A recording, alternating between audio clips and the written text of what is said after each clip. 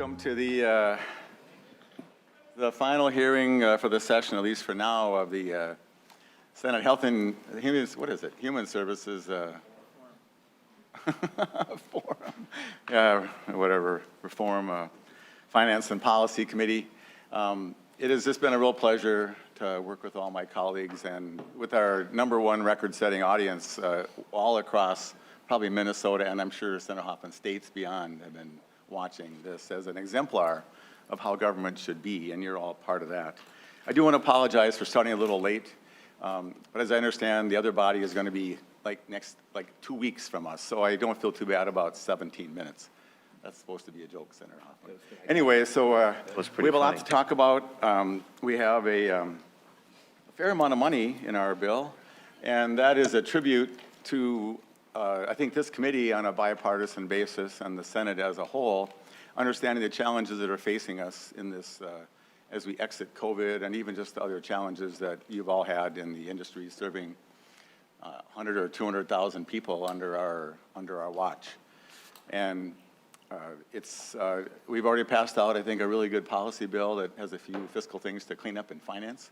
But we're going to try to carry those through the process and create flexibility and opportunities for people, even where it's challenged about where they even have access. So access first, and then back to, and we still want to do independence, giving everybody the best life they could possibly have. And that's what this bill is about. Mr.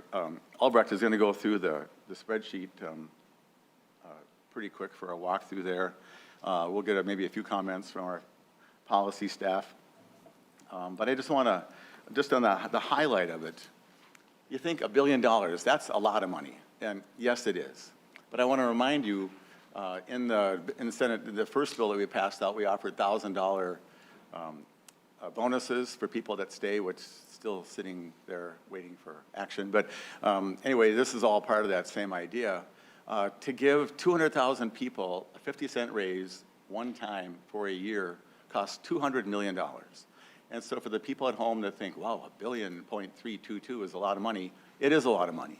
And we have worked with all kinds of members and stakeholders to try to stretch it as far as it can go to do the most good it can possibly do to keep all the services available to the seniors and the people with disabilities who can possibly benefit by it, and others who are in home care and others trying to live in their own homes, just people that are trying to make it work. And I think Minnesota should be commended for its efforts. We do spend amongst the most money in the country per person, and we'll talk about that maybe at a later time, maybe even next year. But I wish I could have put more time into that. But even so, I think to shore up this industry with $1.322 billion is pretty cool. Senator Halsey, did you want to say something? If you're finished, Mr. Chair. In a minute. Let me just, okay, then I'll call on you next. That'd be great. Did you want to announce the nursing home number? Should I say that? No. Okay. No, anyway, just in the highlights of what's here, you know, we've been bragging about being the #1 rated, you know, thing in the legislature, but I do want to talk about a little corruption that's snuck in, Senator Hoffman. I don't know if you all know this, but we've been sabotaged. I've been told for the last 2 weeks we have not been on nationwide TV. We've only been on the little computer dealie. Like, what? And so clearly some other committees have been influencing the process, you know, taxes or some other like local state government, or some people are just jealous. So anyway, I just want to thank you for here. I think we're back on TV again. And all facetious aside, I hope that people recognize we have been deeply committed to the individuals like Jake and the seniors we all know and the people across this state who have every reason to expect that we're going to look after them and their challenging needs. So just a few highlights, and then I'll let call on Senator Housley. But so in the nursing home elderly waiver niche, that's what got me going on the #1 thing. The #1, you know, if it's a winner, I mean, it's like just the most challenging area. But they're going to take home $358 million out of this bill when it becomes law. Their workers look at an average of a $2 an hour increase. And there's also some inflation built into there so they can make up for the last 20 months. And then also how would it help properly bill for the indirect services, because without support staff and kitchens and cleaning, MDH will shut you down. So the PCAs are getting, we have twice the governor in our PCA piece, that's in the range of 11%. And then also something dear to my heart, and I think to the committee and anybody who's aware of this issue, there are some individuals who need more than 12 hours a day of PCA care. And so if you need 18 hours, your staff is getting a 25% increase in this bill. And then we slid on a sliding scale, it goes from I think it's currently 10, whatever it is. So it's going to go from 0 to 25 when you get close to 18, starting at 12, which I think is just really cool. Group homes and DWRS, we're trying to figure it out, but 6 to 7% at least. And these are all ongoing monies. These aren't one time. This is the effort to create a difference in the long run. Home care, which is just something where you keep people out of all these places. We think it's getting 40% in this bill. We took all the nursing aid people and jacked them up as high as we would be allowed to do, which is amazing. And God bless you people for doing that. And then the rest are going to get a bump. And then the ICFs, and we heard some compelling stories about that, are going to get between 17 and 40%. And to me, it's just a pretty sweet way to take care of all the people that we care so much about. And there's a few amendments coming. I missed a couple ideas, and some members have thoughtfully noticed that, and we're going to be taking those up later. So, Senator Housley. Thank you, Mr. Chair. I know you were on a roll, and I didn't want to interrupt you, but I'm having a tough time seeing past the props you have up there. Can you explain what that is all doing in front of you? Well, I know your large television audience can't see it, but you might want to flip your screen. Maybe they can't see. So anyway, so there's 3 piles here, and this pile, that pile, and the other pile. And so this pile is 1,322 sheets of paper, each of which represents a lot of money. Really, we have like $1 million. So this is our pile of paper here. Sorry. This is our. Oh yeah, you want to. If you can show it to the audience, yeah. Anyway, so maybe I'll hold it up. So this pile here, oh my, I got a hernia. This is the pile that represents our budget, and the governor, is participating in this event, and this is his budget at $268 million, 268 sheets of paper, and it's not nothing, but it's, I don't know, people can compare at home. I don't know, just like which one do you think you want? Anyway. There you go, there's that. And then this other one is from the other body. And so we've already passed $1 million, so that's in the bank. And the rest of it is unknown. And so the black box.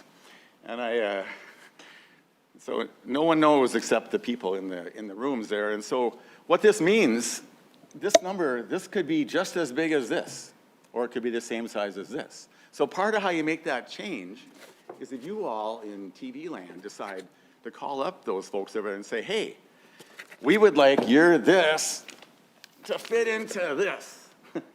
and the thing that I would love to have a 40% increase for home care coming out of the House, and this is meant to be a friendly way just to encourage them, and so I think they care what you all think. So thank you. Senator Housley? No, thank you, Mr. Chair. You didn't even set me up for that. I was really curious, so thank you.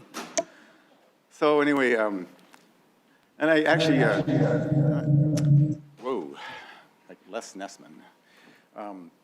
Anyway, but I have appreciated the collegiality of the committee.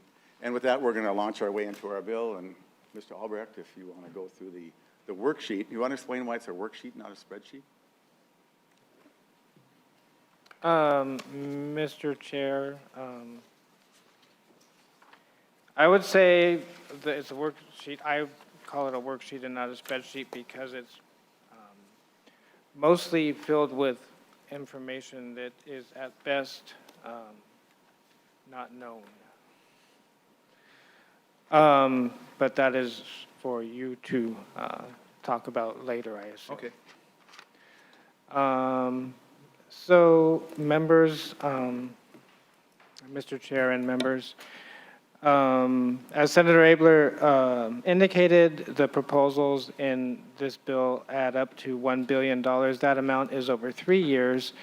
So if you were to add together the amounts for the 22-23 biennium and the amounts for the 24-25 biennium, they do total $1 billion. Senator Abeler mentioned a lot of these proposals, so I will go relatively quickly. Rate increase on line 1 for the DWRS providers is a total over 3 years of $225 million, as is line 2, the rate increase for nursing facilities. On line 3 is the PCA rate increase, and the Senate's position on that is double the governor's proposal. So the Senate's is $32.2 million in 22-23 and $153 million in 24 and 25.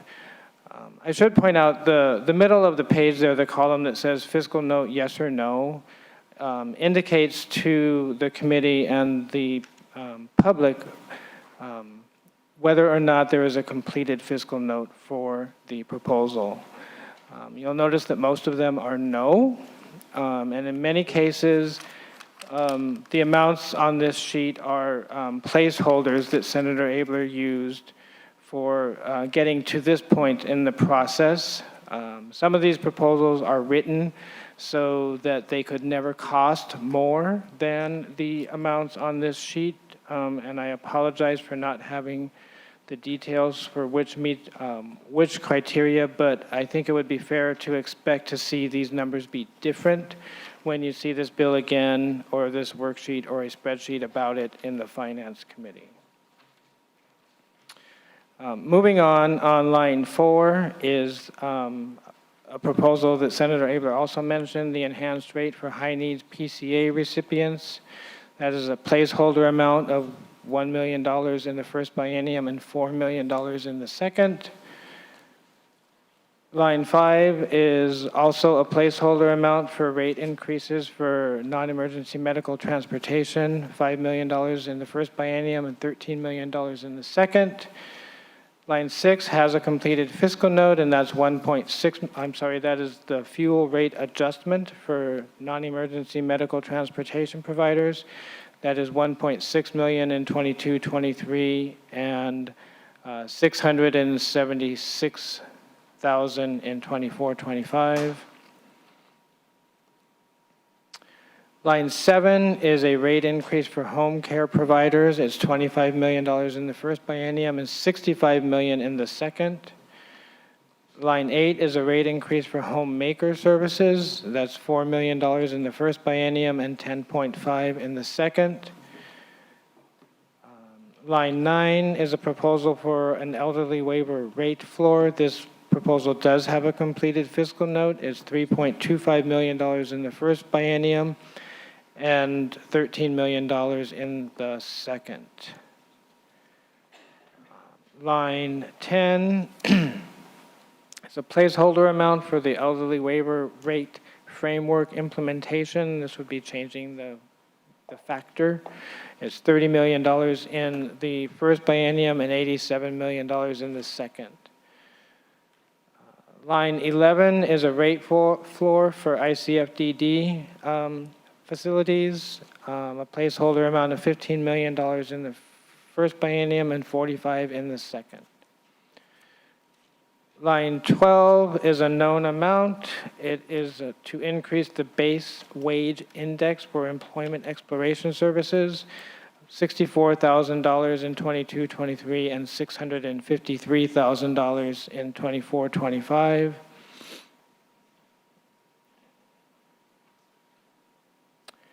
On line 13, the middle column there is an error. It should be no, there's not a fiscal note for this proposal. This is market rate for respite services, a placeholder amount of $300,000 in the first biennium and $750,000 in the second. Line 14 is also a placeholder for the proposal relating to PCA hours provided by parents and spouses, $100,000 in the first biennium and $500 in the second. Line 15 is a proposal for HCBS shared services with a placeholder of $300,000 in the first biennium and $900 in the second. Line 16 is a partially completed fiscal note. The $125,000 in fiscal year 2023 is from a fiscal note, and that is to develop the service for life-sharing services. But the proposal in this bill also implements the service that is developed and has a placeholder amount of $1.5 million each year in 24 and 25. Line 17 is a proposal that, at the time this sheet was created, did not have a completed fiscal note. This is the allowing PCAs to drive recipients for personal needs, and that's a one-time cost of $1.2 million in fiscal year 2023. Line 18 is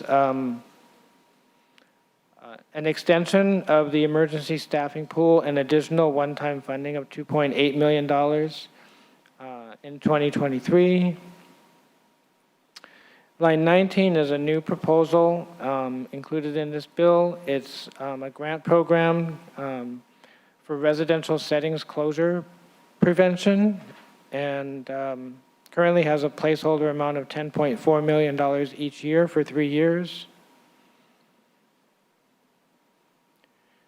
Line 20 is a proposal without money attached to it. This allocates an amount appropriated last year in the Human Services Bill without language, and this adds language and picks up the dollars for it. Line 21 is another language proposal that clarifies the amount of the problem gambling program grant. Line 22 is another non-money item that addresses technical changes for last year's HCBS FMAP projects from the governor's budget. This next series of lines, if it isn't obvious, net out to zero. They are all somewhat related in that sense. Line 23 is a repeal of what are known as the DT&H county grants, and repealing those grants results in $811,000 of savings each year. Line 24 is currently a policy proposal that would direct any underspending for the SILS grants to the Minnesota Centers for Independent Living. On line 25 is a grant of $100,000 each year for the Minnesota Association of Volunteer Administration. Line 26 is the amount for the sub-minimum wage task force. That's $95,000 one time. Line 27 is a grant for an Anoka County substance use disorder provider that previously received funding and for reasons unknown no longer does. That's $125,000 per year ongoing. Line 28 is a grant for the Quality Parenting Initiative. It's $100,000 each year ongoing. Line 29 is additional funding for the FAME program, what's popularly known as the FAME program. That's $100,000 a year ongoing. Line 30 is also $100,000 a year ongoing for the Community Organizations Grant Program. Line 31, also $100,000 a year ongoing for the Wellness in the Woods grant proposal. Line 32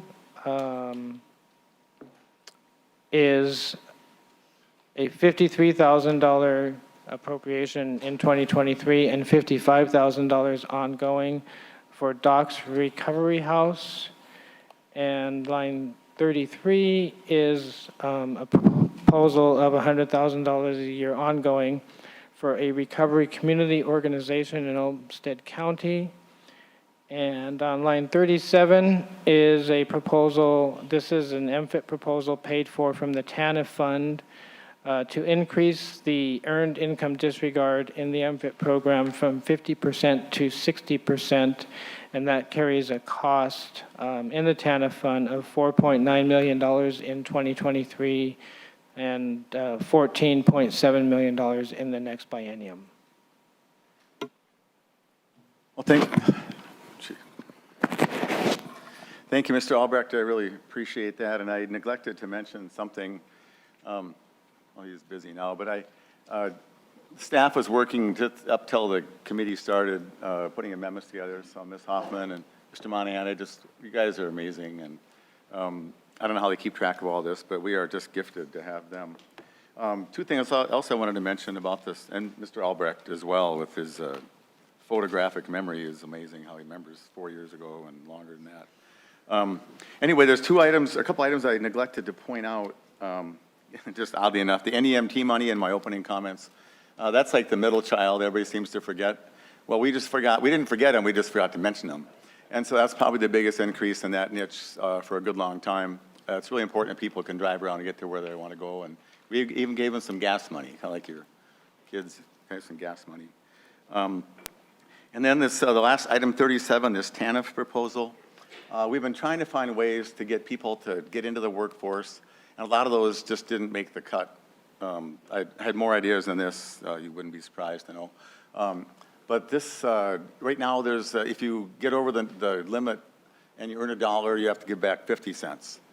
With this, you have to only give back 40 cents. I was trying to get down to a quarter, but somehow we're forbidden to do that. So I'd rather help people get drawn and stay in the workforce. So this is the best I can do for now. I see it as a placeholder if I can find a way to do something more. The TANF fund has 117 million or something. I was trying to get up to 30 million a year toward helping people on MFIP to actually find it really productive and sensible to get into the workforce. There's some interaction, and help me if you can figure this out. If you don't disregard enough money, they lose some other stuff. I didn't have time to work on it, but if anybody wants to jump in on that. And then the last thing I want to mention, and Senator Hoffman, this is something we've been working on just in the last day. Line 19 is a new item that just came up, and that's residential settings closure prevention grants. We just heard from, well, I'll just say a guy. We're not going to give their name out or anything, but there are 128 beds in imminent risk of closing as this particular operation virtually collapses. They won't be able to pay their staff. They're not going to even be able to hit the 30-day, everything they're supposed to do because it's just collapsing. He says, well, I know the rules, but if I can't pay the people, how am I going to get them to come back to work? And so this remains a critical issue. We've been talking about this since September. And so this fund is here. But I want to point out to the departments who are listening and just the people who pay attention to this, this guy has been around a long time, right, Senator Hoffman? Just a long time. A long time, Mr. Chair. He's got like 20 different programs that has been established through years. And yes, you're correct. He didn't know who to call. He called a senator, which was a good thing because that senator knew me. And I talked to Senator Hoffman, and now we've got different King's Horsemen and whatever, all the King's Horse, whatever, they're all working on it. So, you know, this disability hub, and we had a woman at the table, I don't remember her name, she didn't know anything about this disability, one of the Cardinal operator. And so we have got to do a better job of helping people know who to call for help, where to call, who's actually going to help them. And sometimes with a simple phone call and some advice, this can actually be rescued, especially in greater Minnesota where there's no beds and not many jobs, and these are going to help support that. So that's the point of this one here. And Senator Hoffman. Mr. Chair, and you know, as we thought about that, you know, it begs to the argument about where is the technical assistance and support needed, right? Where is that phone number? Because, you know, you said he didn't know who to call. He ended up calling his elected official that he had known for many, many years, who, because of the relationship that we have with that elected official, got a hold of us, and then we started reaching out and let, you know, I let Senator Putnam know because one of them happens to be closely related. I mean, just the different folks that were involved in it, including the administration and the Department of Health. And it was, if it wasn't for that line of going to, I don't think any of the departments would have known that this was happening until it made the front page of the Star Tribune that said, Yeah. oh, another place closes. So it's really sad, but that speaks to technical assistance. And I don't know if we had addressed that in this conversation, but it might be something we're thinking toward the end as we're looking at a conference committee is where is the technical assistance? Where does it need to be in there, right? And it just dawned on me that, pick up your Rolodex. Does anybody even know what a Rolodex is anymore? And apparently he That's didn't funny. have that Rolodex, available, but he had one person. That's all that mattered at this point. Yeah. But that's anecdotal, Mr. Chair. Yeah. Well, and it shouldn't be random. So I don't know whose job it is. I would think it'd be somehow one of the departments that would have kind of a, we're crumbling line. Who do I call? And MDH said that they would take the call and help. But this fellow didn't know to call them. And he just luckily knew one of us. So the system shouldn't be so thin they rely, frankly, you don't want the system relying on us. No. Senator Hoffman, Anyway, Mr. Monahan, I have a question for you that I know you know the answer to. And then I'm going to see if you want to explain anything. I had a question this morning from somebody about the elderly waiver framework implementation. That covers both in facilities and home care, right? The off facility elderly waiver. Mr. Chair, correct. Okay, thanks. That was pretty good. So anyway, so it covers all the elderly waivers. Senator Hoffman. I'm going to say, Mr. Chair, that I just tracking, you had 117 people, went from 101 to 117 during Dennis's explanation of the budget lines. And just, I want to give you a compare and contrast. At the same time, I'm tracking, there's a federal hearing going on right now on YouTube, and there's less people watching that federal than there are watching your committee here. So I don't know what it's worth, Yeah. except the fact that That's pretty good. this is real life stuff. Well, the people want to hear what Mr. Albrecht has to say.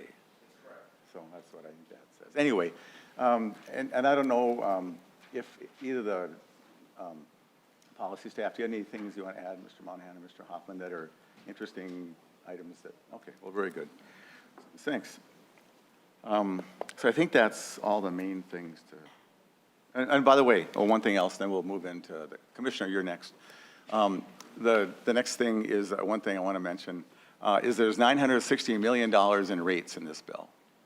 That's 96% of the money is going into rates. The other stuff is going to this crisis line. 20 million, half that extra money is going into the crisis stuff. The rest of it is going into employment efficiencies.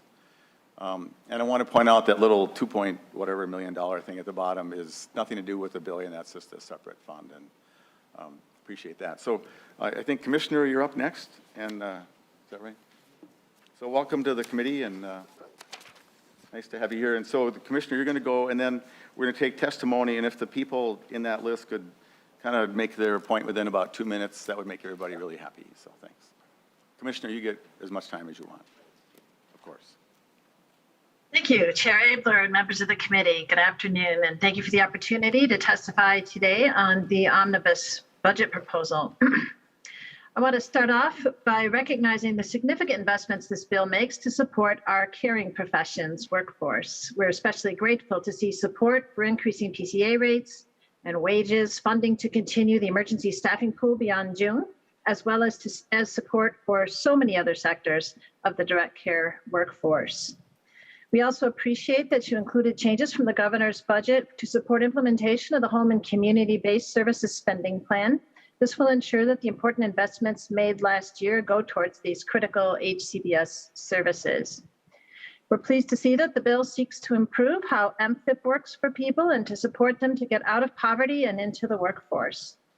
The proposal in this bill aligns well with the recommendation of the governor's budget for 6-month budgeting. We look forward to continuing to discuss how we can improve how this vital jobs program works for people who use it. Also pleased to see the investment in the FAME program as well. The bill does not include a number of critical investments from the governor's budget that we believe will be critical to meeting the needs of Minnesotans as we come out of the pandemic. Of particular note, as this committee's heard me say before, childcare is the workforce behind the workforce. If we are to tackle the workforce crisis facing our state, meaningful investment in childcare will need to be part of the solution. Minnesota is in the midst of a homelessness crisis. Several counties are facing funding cliffs due to expiring federal grants, and it's imperative that we invest in addressing this problem. We're eager to use some of the state's current surplus to invest in DHS compliance and continuous improvement efforts, IT modernization, enhancement of our direct care and treatment medical records system, and additional resources needed in our licensing division to keep up with growing demand and a workforce shortage. While not in the jurisdiction of this committee specifically, we're also eager to support an error-free process to support reprocessing healthcare renewals for 1.4 million Minnesotans on our public health programs following the end of the federal public health emergency. We certainly want to ensure that people do not see their services interrupted. Our team is continuing to pore over the finer details of this and other Senate omnibus bills, and we'll have more feedback to share as we get into conference committee. Thank you for all of your work and for considering our comments today. We look forward to working together over the coming weeks on these important issues. Thank you. Well, thank you, Commissioner. I appreciate those comments, and we've discussed all those offline, and we'll discuss more of them online. And so I'll just leave it. Thank you very much. And I presume, I'm not expecting you're going to talk about it now, but I presume you're aware of the situation that we brought to your department's attention last night. And I look forward to working with you on that. I just want to comment on the Cardinal situation. If people weren't following that very closely, the department became aware of that, and then they went immediately into action about addressing that, and I was very grateful about that. I do remain concerned, however, about how this particular operation is over 100 beds, over 100, and so we had like 17 and 39 and now 100, and I'm just nervous how many more are rickety, and so I think that points just, and I so appreciate that. I don't know what your capacity is to handle a 200 operation. So anyway, we're all in this together, and this is the Senate's effort to work toward some of those challenges. So, Commissioner, thank you very much. So let's move into the public testimony. Ms. Abdul, are you, and if you see your, by the way, if you're live here and you see you're kind of next, then work your way to the front, please. Ms. Abdul, are you online? Yes, I am. All right, hi. So I'll give you a whole 2 minutes. Hi. So nice you can be here. It's good to see you again. And Nice to see you. yeah, and particularly as you testify, you can say what you like, but if there's something you're concerned about, whatever, those are important, and, but it's your time, so welcome. Nice to see you. Yeah, thank you so much, Senator Abeler, Mr. Chair, and members of the committee. Thank you again for the opportunity to testify. I certainly missed the friendly faces in this committee, and I will tell you, Senator Abeler, I am one of those people that watch your committee, even when I'm not testifying. And I know you and Hoffman keep track, and I think the reason, at least for me, is because you keep it lighthearted, you speak layman's terms, and you talk about real human issues. So that's always good. First, I want to thank you again for helping us pass the EIDBI benefit years ago. Because of your support, there are now thousands of children with autism being served under the EIDBI benefit. I'm here today to ask you to keep your original goal of always ensuring there is broad stakeholder input in EIDBI, which would include autism parents, families, advocates, and providers.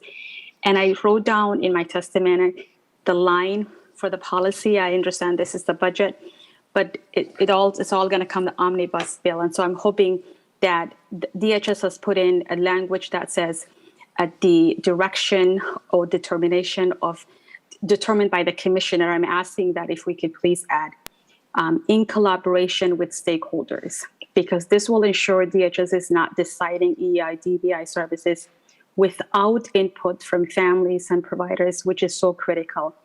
It has already been frustrating and difficult at DHS without Alex Bertalik there. I hope that we make sure autism families are at the table about all autism things and not on the table.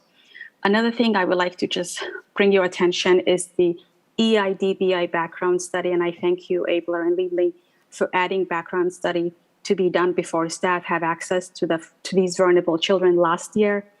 Sadly, again, because Alex Bertalik is not here, DHS has put our children in harm's way. They have allowed staff to have access to these vulnerable children before the background study is completed.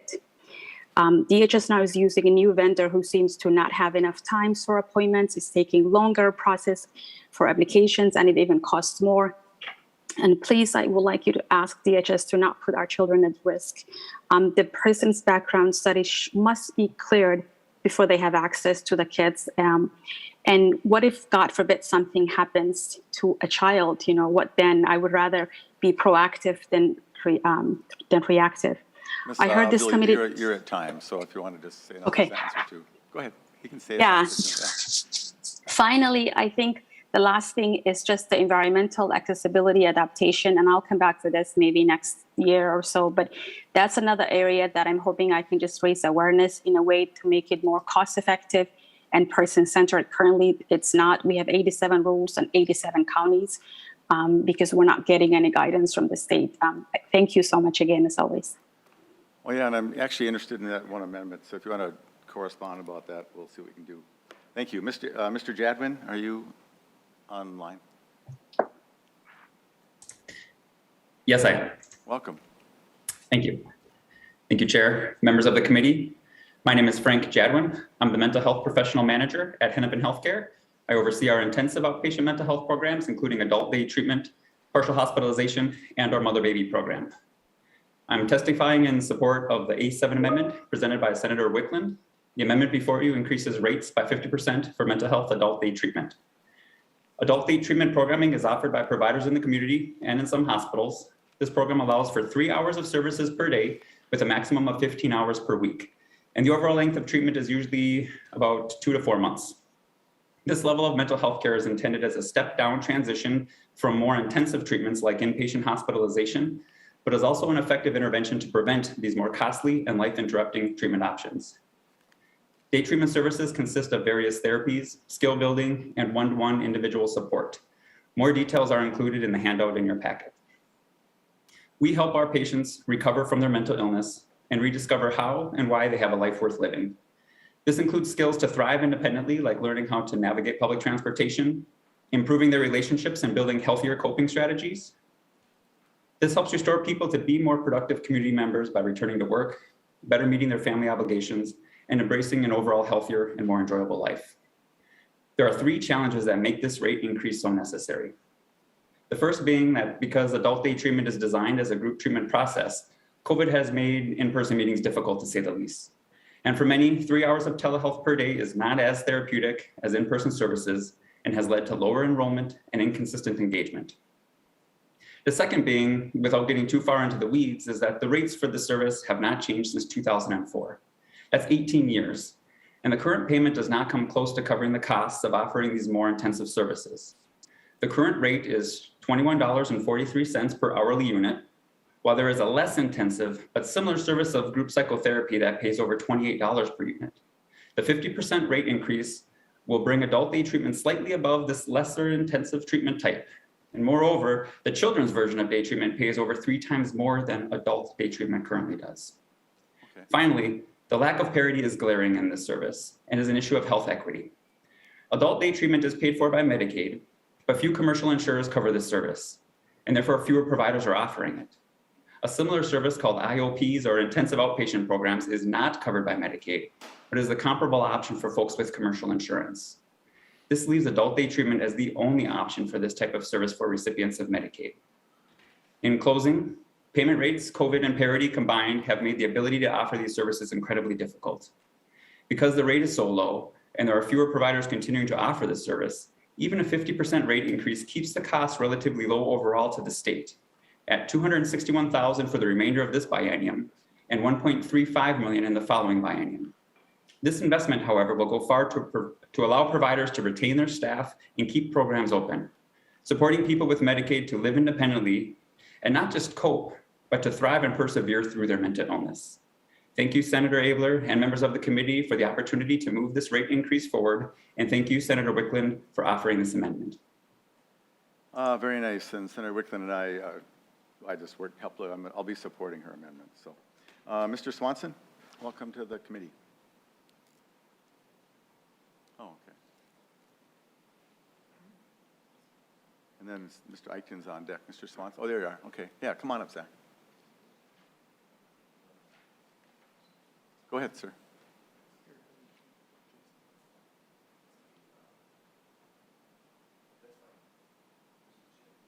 That's, that's okay. Mr. Chair, I was just questioning on, part of these, it sounds like folks are testifying on support of a proposed amendments that are coming, and Just remember what they say. I'll just remember what they say, Mr. Chair. I just was trying to forget it. Thank you.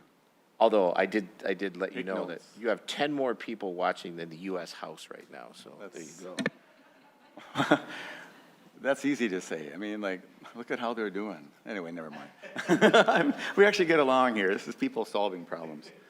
Mr. Swanson, want to help us comment about solving problems, please? All right, Mr. Chair, can you hear me okay? Please, yeah. Yeah. Good afternoon, Chair Abeler and committee members. My name is Jason Swanson, and I am the president of the Minnesota Association of Area Agencies on Aging.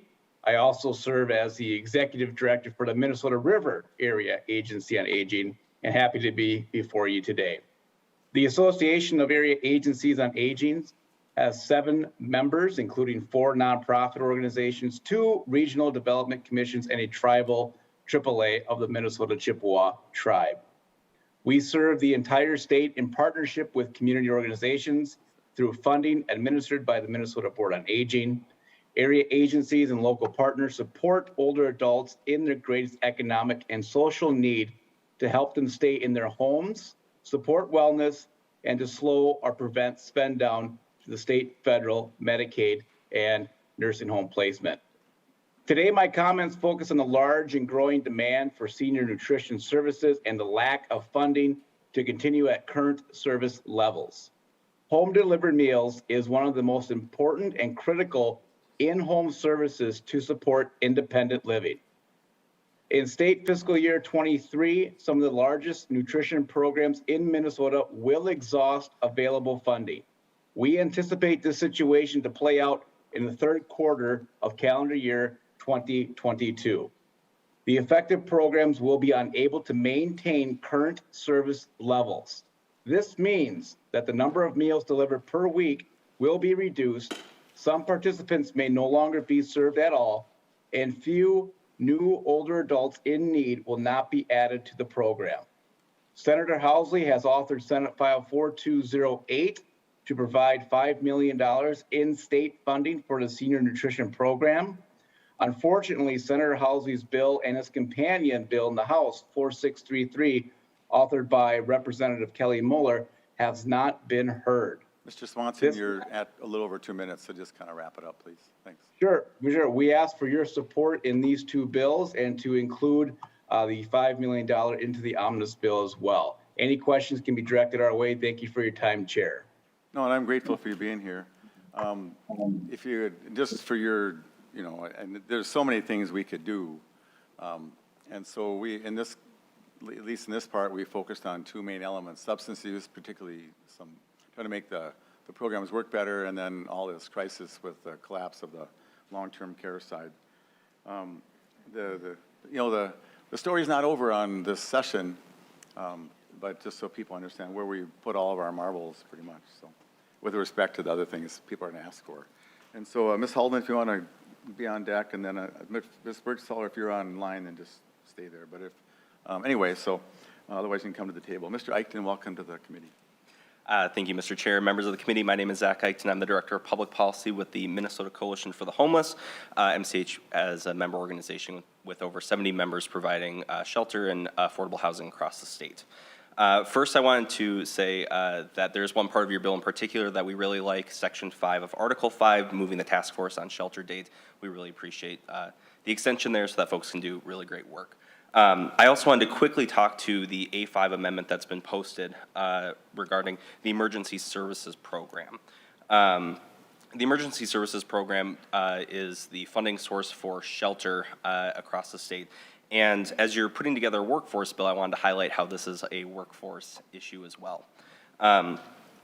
Before COVID, we had overcrowded shelters, and the pandemic, of course, added a crisis on top of that. And our workforce, it's hard to recruit and retain staff, and our existing staff is getting really burnt out.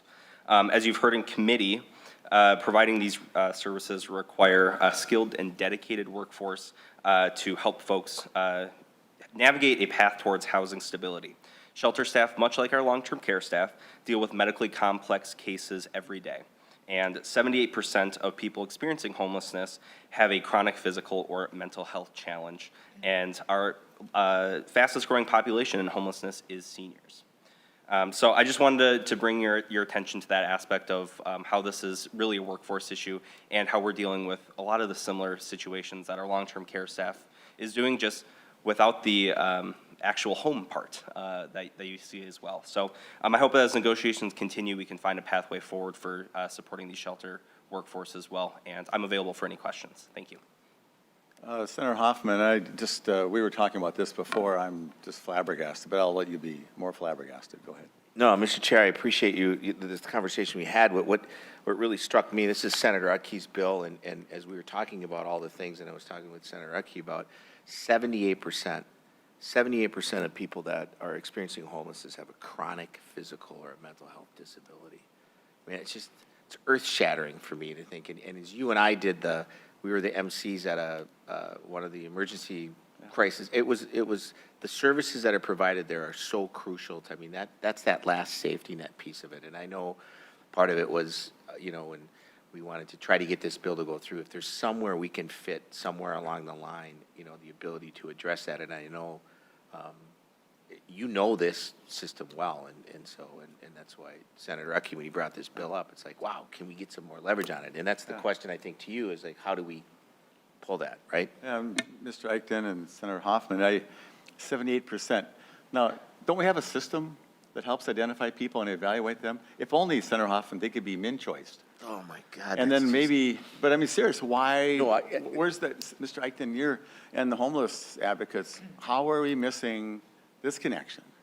And so with some supports, they could maybe support and become independent and have capacity. And we're going to talk about that a little later, but I think we're missing the boat on that. And just to the advocates, there is not enough money to pay for everybody who has not been helped through to get to their best level. There's just not enough. Correct. And so, Mr. Eichten, you can do a short comment, and then we're going to thank you for coming. Yeah, just thank you for the opportunity, and I hope just as we move forward that we have the opportunity to, maybe wrap this into a negotiation later. So, okay, well, thank you, way Mr. Chair. to stick around there. Way to stay on message. I appreciate that. Zach. He learned from you. But no, but- And Zach was watching you all these years. But just when you go back to your meetings, I know you hang out with folks that talk about this all the time. We're missing something. The counties are missing identifying these people. How do we get them? We have a generous, I had one of my friends from college read it yesterday, talked about kids that were starving, not just hungry, but starving in Minnesota. It's like, there is no lack of programs to keep people from starving. How come their family's not getting SNAP? How come there's, my town has a couple of food shelves. We have a system that is not being implemented well like it could be. And so we have policy at the state. We talked about helping people that are collapsing as a crisis, group home, call the state, they'll help you, hopefully. But at the county level, how are we not reaching into these families? We have home visiting, we have schools that know this family is not doing well. Senator Hoffman, do you want to do your 3C thing? So I'm glad you segued to that, and it is, in 1986, Senator Abeler. Don't do that part. No, I'm not gonna, but it's comprehensive, coordinated, and collaborative. It's a simple 3 Cs that, and people need to set aside some of their own pieces and say, what are we doing collaboratively? Where does this fit in with the whole overall conversation? And I'm glad you're addressing. But this is something. I mean, we've never talked to this. This is just like a moment here, maybe a moment for the audience, the large audience. Like, how do we do our job better? Mr. Eichten, thank you very much.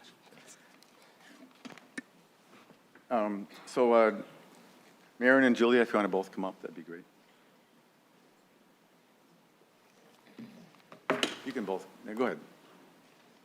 Go ahead, Ms. Halden. You can. Thank you so much, Chair Abeler and members. My name is Maren Halden, and I'm an attorney at Legal Aid, which includes the Minnesota Disability Law Center. We represent low-income Minnesotans and Minnesotans who have disabilities across the state. This is such a tremendous bill.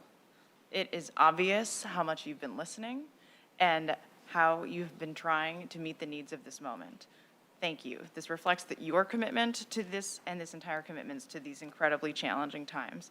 Some of the absolutely critical investments that we see in this bill, for which we're so grateful, include the PCA rate increase by increasing the implementation factor. Implementing that factor by increasing that by 8 points is such a smart way to address the low wages that keep people from serving PCAs and leave people without the support that they need. The other PCA provisions in this bill are also going to be tremendous. Lifting the 40-hour cap, really appreciate how you include folks who use CDCS in benefiting from that PCA rate increase. Also, the PCA driving. We thought we did that last session, and we're really grateful that you took it upon yourself to make that fix so that we can get that done until CFSS kicks in. We also at DLC represent lots of folks who use home care services, and that is a rate that is in dire need of increase, so really appreciate that increase too. And the enhanced rate, that's a really clever way to do that with the sliding scale, and so thank you for your good thinking on that.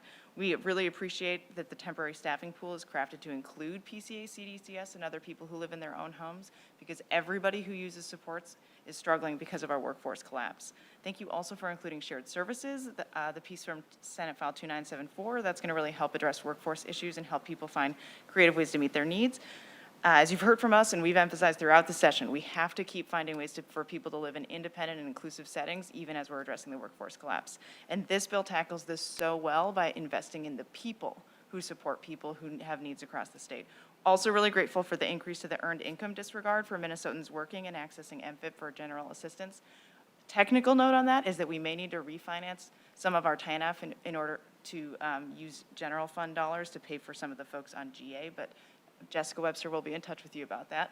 And I was really excited to see the A12, including the MAEPD premium schedule changes. That's going to be a tremendous help to make sure that folks who have disabilities who need Medicaid supports can continue to work and benefit our workforce. There's so much to dig into this bill, and we really look forward to more conversation in the coming weeks.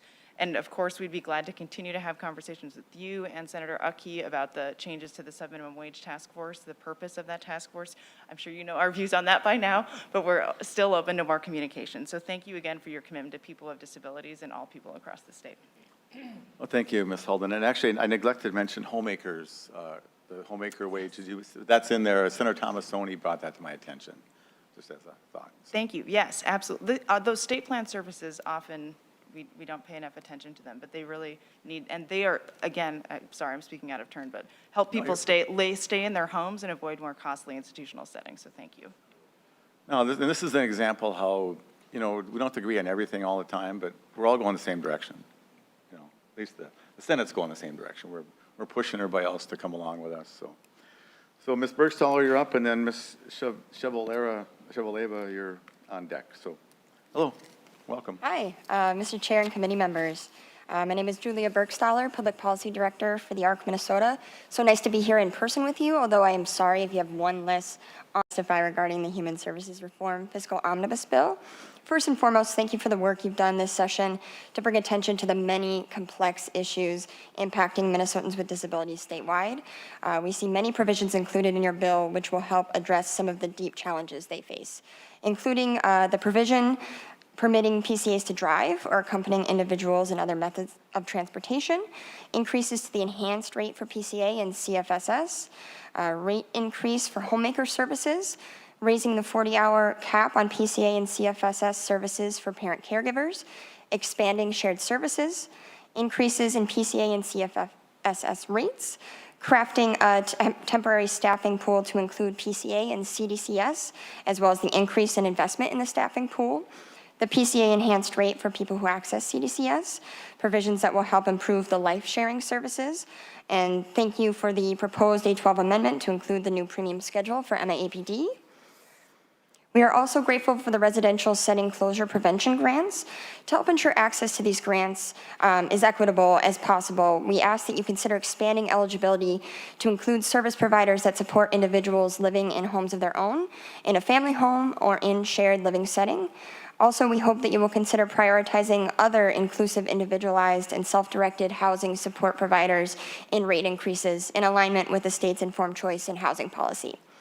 In terms of areas of maybe questions or needing a little bit more clarification around or concerns, we seek clarification about the proposed reductions in grants in Section 21 of Article 1. related to the provision on the task force on subminimum wages. As you know, we have expressed concerns in verbal and written testimony related to the provision that changes the purpose of the subminimum wage task force as enacted in 2021. We currently have interagency groups that are focused on increasing employment outcomes as well as implementation of the Employment First policy passed in 2014. Making the proposed changes to the task force would therefore be duplicative. Our current task force is preparing our state for something that is entirely different and essential, the eventual phase out of subminimum wage. Just last week, our staff, our CEO, attended the Disability Policy Seminar hosted by the ARC-US. Our federal partners made it very clear that the elimination of subminimum wage is close on the horizon at the federal level. The current administration has made a commitment to this, and there is bipartisan support on the Hill to end the practice of paying subminimum wage. We need to be prepared, and the changes to the task force would prevent us from doing so. We urge you to allow this group to continue its important work as you directed it to do last session. We are still in the process of analyzing every part of this omnibus, and we look forward to the continued collaboration throughout the rest of session to help ensure that the proposed policies have a positive impact on the lives of constituents with disabilities and disability communities statewide. Thank you for all the work you are doing. You have a very tough job, and I have a lot of respect for you and appreciate the collaboration, and thank you for the chance to testify. Well, thank you to both of you. Yeah, a long road ahead. Ms. Shevaleva, are you here in person? Are you online? Yes, thank you, Mr. Chair. You're online, okay. And then Mr. Greiner, you're on deck. So go ahead. Hi there. Mr. Chair and committee members, my name is Olga Shevaleva-Bamberger. I'm the Vice President of Development and Strategic Planning at Metropolitan Community Services. It is a culturally sensitive, community-responsive provider of health and social services for individuals living in the 7 metro counties. And one of the services we provide is PCA. The PCA program is a critical service that assists over 44,000 Minnesotans in their home and community. Historically, the PCA program has been one of the lowest reimbursed services, and a current reimbursement rate of just $19.60 per hour, which is much lower than similar type services. The PCA program is vital to ensuring that Minnesotans with disabilities and older adults can safely remain in their homes and avoid the need for more costly congregate care services. I appreciate this opportunity to provide the testimony today and strong support of Senate File 4410, which, among other things, increases the implementation factor in the PCA CFSS rate framework from 75.45% to 83.2%. This increase builds on the PCA CFSS rate framework that was passed into law last session and recognizes that despite significant investments in the PCA program made in 2021, the service is still severely underfunded. The continued investment included in Senate File 4410 is essential to support the efforts of providers and individuals receiving services to recruit and retain workers by paying them a higher wage. I would also like to thank this committee for including the sliding scale for the enhanced rate for individuals who are assessed for 10 hours or more a day. This will help with staffing for the people with the highest needs. We also appreciate the inclusion of raising the cap for parents of minors and spouses. This too will help with the workforce crisis in the PCA industry. And lastly, thank you, Chair Abeler, for including the PCA driving language for Advocate Jeffrey Bansberg. The Provider Alliance believes that Senate File 4410 is essential to ensuring the long-term viability of the PCA program, and we appreciate your support today. Well, thank you very much. And it's, yeah, so here, I'm glad to hear that a lot of people like a lot of this stuff. So it's pretty cool. Mr. Greiner, are you here in person or online? Online. And then Mr. Pearson and Libby, if you are you both here in person or whatever? Anyway, so come on up. Mr. Greiner, hello. Okay, hi. Ms. Greiner, I apologize. Yeah, that's okay, thank you. Hello, Chair and members of the committee. My name is Courtney Greiner, and I'm the owner and director of Minimo's Childcare in Esco, Minnesota.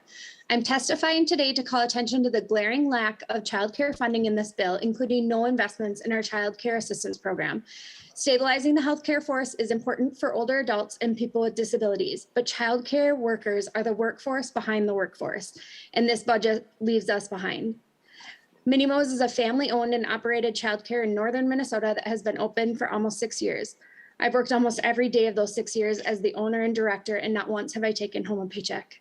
Quite the opposite, actually. My husband and I have invested over $150,000 into our business in order to maintain quality teachers and care for the children of our community. We care for up to 100 children daily and continue to receive inquiries for care multiple times a week. My heart breaks every time a parent calls looking for care and we're unable to help. I've been approached many times about opening another center or expanding care in our area. And as much as I love doing what I'm doing, my family cannot continue to fund other families' childcare. In order to pay teachers a livable wage with benefits, we have to raise our tuition rates well above other childcare centers in the area, which then puts added stress on families. Minnesota childcare and early education teachers need the state's financial assistance to continue to stay open and support the entire economic infrastructure of the state. Getting people off waiting lists and reducing costs of childcare frees up more parents to go to work and then helps fill the lack of workforce plaguing our local community. Even before COVID, the childcare industry was facing staffing crisis, and now that's only grown more dire. In the past 2 weeks, we've had 4 applicants not show up for interviews and also hired a teacher that never showed up. It's due to the stress, lack of benefits, and wages that can't compete with other careers hiring in the area. Our leadership team is currently filling positions in classroom, which leaves the management of the business on the back burner. We can't continue to function this way. We know the direct care professionals helped in this bill relied on childcare, so it's baffling that childcare was left behind. The House and Governor are both investing in early childhood, and if this budget bill is not amended, the Senate will bring nothing to the table for our youngest Minnesotans. As a state, we must do better for Minnesota children, the early education teachers, and their families. Thank you so much for your time. Well, thank you, and thank you for your dedication. That just really shows a lot. So thanks for stopping by. Mr. Pearson. Mr. Chair, members. Is this a duet, or are you just doing this on your own? Ms. Chaperon's going to be via Zoom, I believe. Okay. Mr. Chair, members, my name is Toby Pearson with Care Providers of Minnesota. Today with the long-term care imperative, I will be starting our testimony and then turn it over to Ms. Chaperon, who will be testifying via Zoom. On behalf of providers of long-term care, we would like to say thank you. The bill before you clearly heard our cries for help with sustainable long-term investments and structural changes for funding in long-term care. For the past 2 years, and still today, and into the foreseeable future, long-term care struggles with COVID. Providers have struggled with staffing, occupancy, and census. In staffing, your bill demonstrates that you heard us when we said we are having severe challenges, and that currently there are approximately 23,000 open positions, or about 20% of our workforce. And that last fall we were losing about 1,500 workers per month. In occupancy, your bill demonstrates that you heard us when we said our staff shortage is contributed to an ongoing steep drop in our occupancy. Our occupancy decline was at first related to the pandemic, and then it was still dramatically at about 65%, an unsustainable number. The results of our latest survey showed that 75% of nursing homes are limiting admissions. In cash flow, your bill demonstrates that you heard us when we said providers are circling the drain. With a combination of significant long-term investments and structural changes, your bill will allow long-term care to invest in workers and pay benefits. It will help us recruit and retain staff. This should help us with our occupancy challenges. The structural change to VBR should allow a pressure release for our cash flow problems. For elderly waiver, your bill clearly demonstrates that you heard us when we said the elderly waiver program is not funded at sustainable levels. Aging Minnesotans' access to this level of service is in jeopardy. Thank you for listening to our cry for help and responding with sustainable long-term investments into the long-term care workforce. Now I will turn it over to Ms. Chaperon. Thank you, Mr. Pearson. Ms. Chaperon. Hi, Hi, thank you. Mr. Chair, members of the committee, my name is Libby Chaprin, and I am from Leading Age Minnesota here with the imperative today. I'd like to echo Mr. Pearson's thanks for the measures you've included in this bill before you today. He mentioned our severe staffing shortage and its impact on admissions. 78% of nursing homes, 35% of assisted living are currently limiting admissions. It's not that they don't want to, they don't want to care for these individuals who come to their door. They just don't have the staff. I'm going to share another troubling number, and that is that since 2019, we've closed doors on 15 nursing homes across the state, and 4 have closed already in 2022 alone. One more number I'll share with you, and I hope you can celebrate this number with us. Minnesota is now the home to 1 million seniors, a number that's going to grow to 1/4 of our population by 2030. So our ability in long-term care to recruit and retain caregivers through the measures in this bill will certainly help preserve access to care for Minnesota seniors today and the seniors we'll serve tomorrow. I'll just add that our providers, our members in Leading Age Minnesota, and certainly across the imperative, see this bill as hope. It's a hopeful sign that lawmakers are hearing us, they're understanding the severity of our workforce crisis, and they understand, you all understand the vital need to increase wages so that we can recruit and retain caregivers. So I'll just close by saying thank you again for your support for our caregivers who serve seniors, who in assisted living and through elderly waiver in home and community-based services, in addition to those seniors who receive services in nursing homes. We can't solve this workforce crisis alone. We know that. We can't do it overnight, but the support you're showing in this bill takes a huge step in ensuring access to safe quality care throughout Minnesota. Thank you. Well, thank you very much. I appreciate that. Okay, Ms. Granados and then Mr. Rutson. Are you online, Ms. Granados? I am, thank you. Yeah, hello, welcome.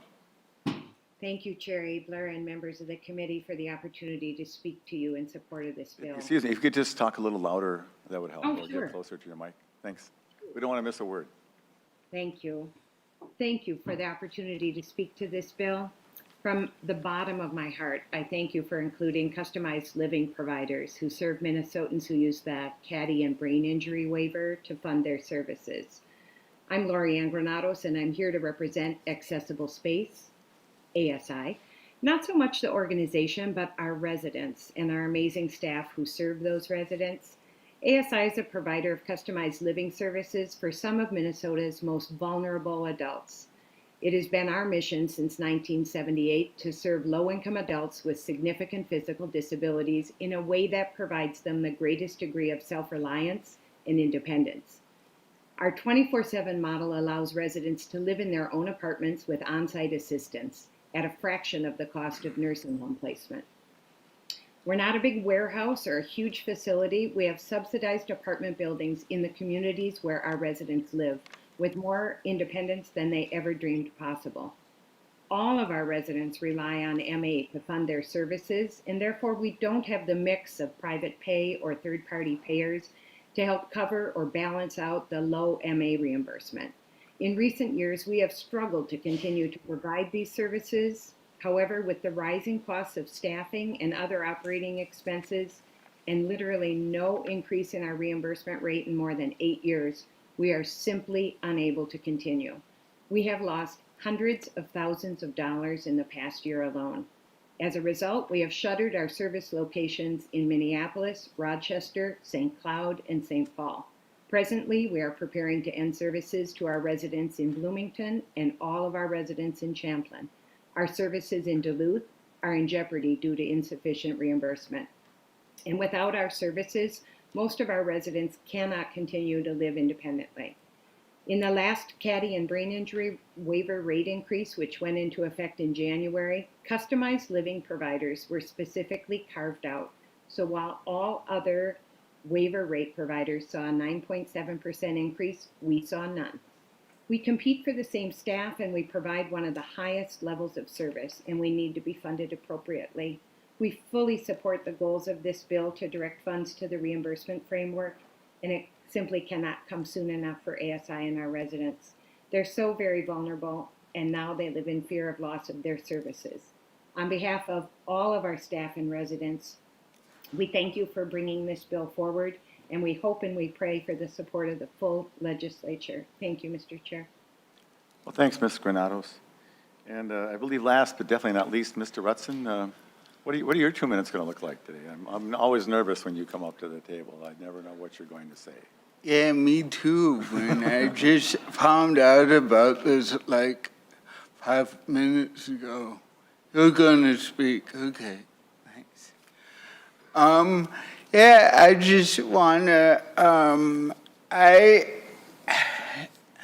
was thinking about this the other night too, staying up late, just trying to get my head around this, and as many of you know, we are, to say we're in a crisis is such an understatement that it's crazy. And we need to do something. And you guys, I was talking to, like I said, in the press conference, you know, guys, I don't understand really that if we don't care about these people, let's just say it and let them die and go on with our lives. What would be wrong with that? I mean, I would like some answers. And I mean, seriously, because without this, and I was talking to Jim earlier, I talk to him all the time. But what if they don't go along with this? What if they don't? And some people are saying to me, well, we don't really think that you need that much money. Oh, okay, all right. Well, let them die. That would be good. It'd be fine. No, it won't be good. I know you guys care for individuals, and I love all of you guys, if you didn't know that. And we just need to take care of these people. I do pretty well. I don't really now, I was thinking back, I don't get any services right now, because I don't need any. I live alone, I drive my own car, Volkswagen Beetle, and I go where I want, when I want, but that's not the case for most of these people. They're not all like me. People now are laying at home in their beds because people didn't show up to get them up. And it would just be hours until they die. That is the truth, you guys. And I just want to end by saying thank you. We are working on this hard, but we need to just do it, because if we don't, it will be a sad, sad, sad day. Thank you. Thank you, Mr. Rutson. Yeah, thank you very much. That's your personal pause there, Kurt, because we just can't take a moment. Anyway, thank you for all the testifiers, and for those who didn't testify but are happy with what we're doing, and for those who, in the policy side where we need to improve some language or some details, I'm interested in that, and that's not always appropriate for testimony, but if there's something you are concerned about, we could do better with writing, and some people have mentioned that. Email me and copy John Paul, and we'll keep track of it and help it get to the right people, or contact one of the members you're working with. And we want this to be as good as it can be, and we're going to, the bill in finance is going to be significant sized. Anyway, with that, I'll move the A1 amendment. That's to delete all.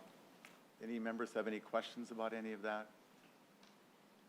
One addition that I forgot to mention was that on the emergency staffing pool, which we continue, I think, until June 30th next year, Bud Rosenthal had some good advice about preventing other poaching.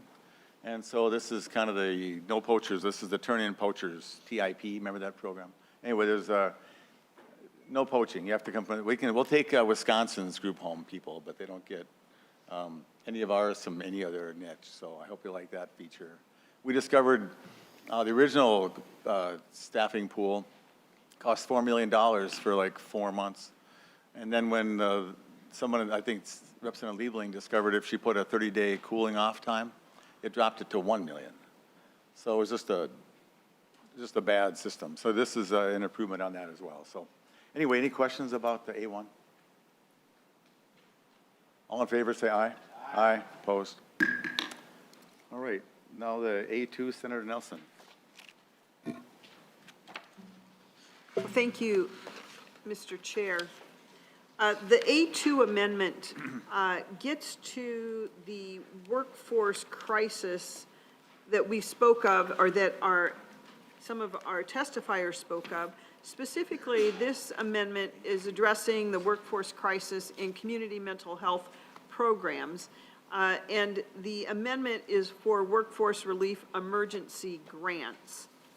And those grants are used to, for at least 90% of the grant funds need to be used for hiring and retention bonuses, to hire new employees or retain existing employees, increase employee benefits, provide additional training and supervision. Oh, yeah. And this, again, is for community mental health programs operating in Minnesota that would be eligible for a rate increase under 256B.763, providing day treatment to children or adults and serving children with emotional disorder or adults with mental illnesses. And I'm bringing this, Mr. Chair, just to make note of the fact that we have a crisis with our kids with mental health. It is much like we heard today. It is a workforce crisis. And I understand that I'm going to withdraw the amendment because I understand that the funds being requested in this amendment are not here today at this table. But we must not lose sight of the conversation that our children have suffered significantly through COVID crisis. And we have seen increases, escalating increases in unmet mental health needs beyond anything that anyone could ever imagine or expect. And it's just essential that we address this. And we might not be able to address it today in this amendment, Mr. Chair, but it is our duty and our responsibility to make sure that we do address this going forward. So, Mr. Chair, I appreciate the opportunity to bring this to your committee. Out of respect for your bill in the current form that it is, I will withdraw the amendment, but we must not forget the issue. Before you do, Senator Murphy has a question or a comment. Thank you, Mr. Chair. You can probably tell that I have a head cold and I am COVID negative. Just want everybody to know. I appreciate. Happy to hear that too. Thank you. Thank you very much. Me too. The nurse in me says be declarative. I appreciate the amendment, and I'm just wondering, Senator Nelson, Mr. Chair, if you could share with us what you think this would cost, or if there's an idea that you have in mind about an appropriation for this, and if there's anything else in the bill that touches this body of work. Mr. Chair. Oh, sorry, Senator Nelson. Thank you, Mr. Chair. Senator Murphy, there is not the amount yet. I've not been given that definitive amount, which is why you see blanks here. But I do believe that I'm hopeful. The reason I brought this forward again today is, as you know, we are putting forth a mental health package with a number of bills and it's kind of like an omnibus mental health package. And I bring this forward today to highlight the importance of making sure that we have the mental health services that our kids need and to bring awareness to this much-needed issue.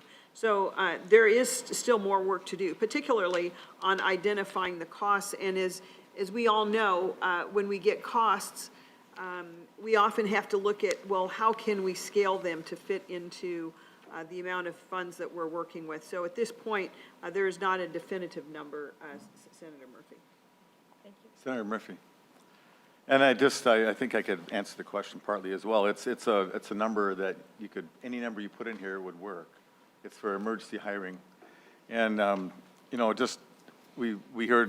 we passed our bill for $322 million for emergency activities relative to long-term care and, but at some point you have to pay for all the rest too ongoing. So anyway, thanks, Senator. And now with that, the amendment's withdrawn. The A3 is going to be taken up in a different form later. The A4 is tied to the amendment we just did. Can we jump to A19 now, please?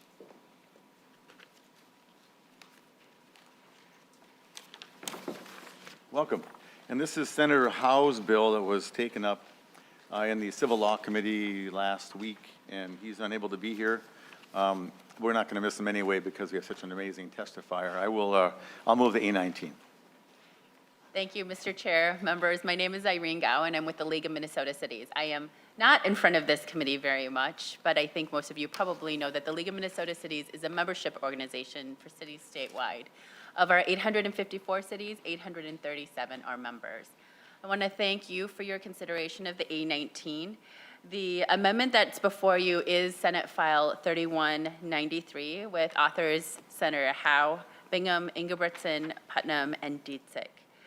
This work is a culmination of input from a number of different stakeholders, including mental health providers, private providers such as Center Care, County Human Services, community corrections, law enforcement, and cities, and many others. It was heard in civil law last week, and in light of the conversation that happened in committee and as well as afterwards, there was an addition that is in Section 4 that would require law enforcement agencies to have policies when they do receive this data. The bill is narrowly drafted to do two things. One is that when responding to a mental health crisis, law enforcement would get the name and phone number of the client or patient, psychiatrist, psychologist, therapist, mental health professional, practitioner, or case manager. And the new thing that's added is also strategies to address a mental health crisis. That's the information that is needed by law enforcement as mental health calls have increased more and more in the recent years. The other thing that the bill does is it includes people into the adult protection teams, those who are on the ground, including local law enforcement and community corrections.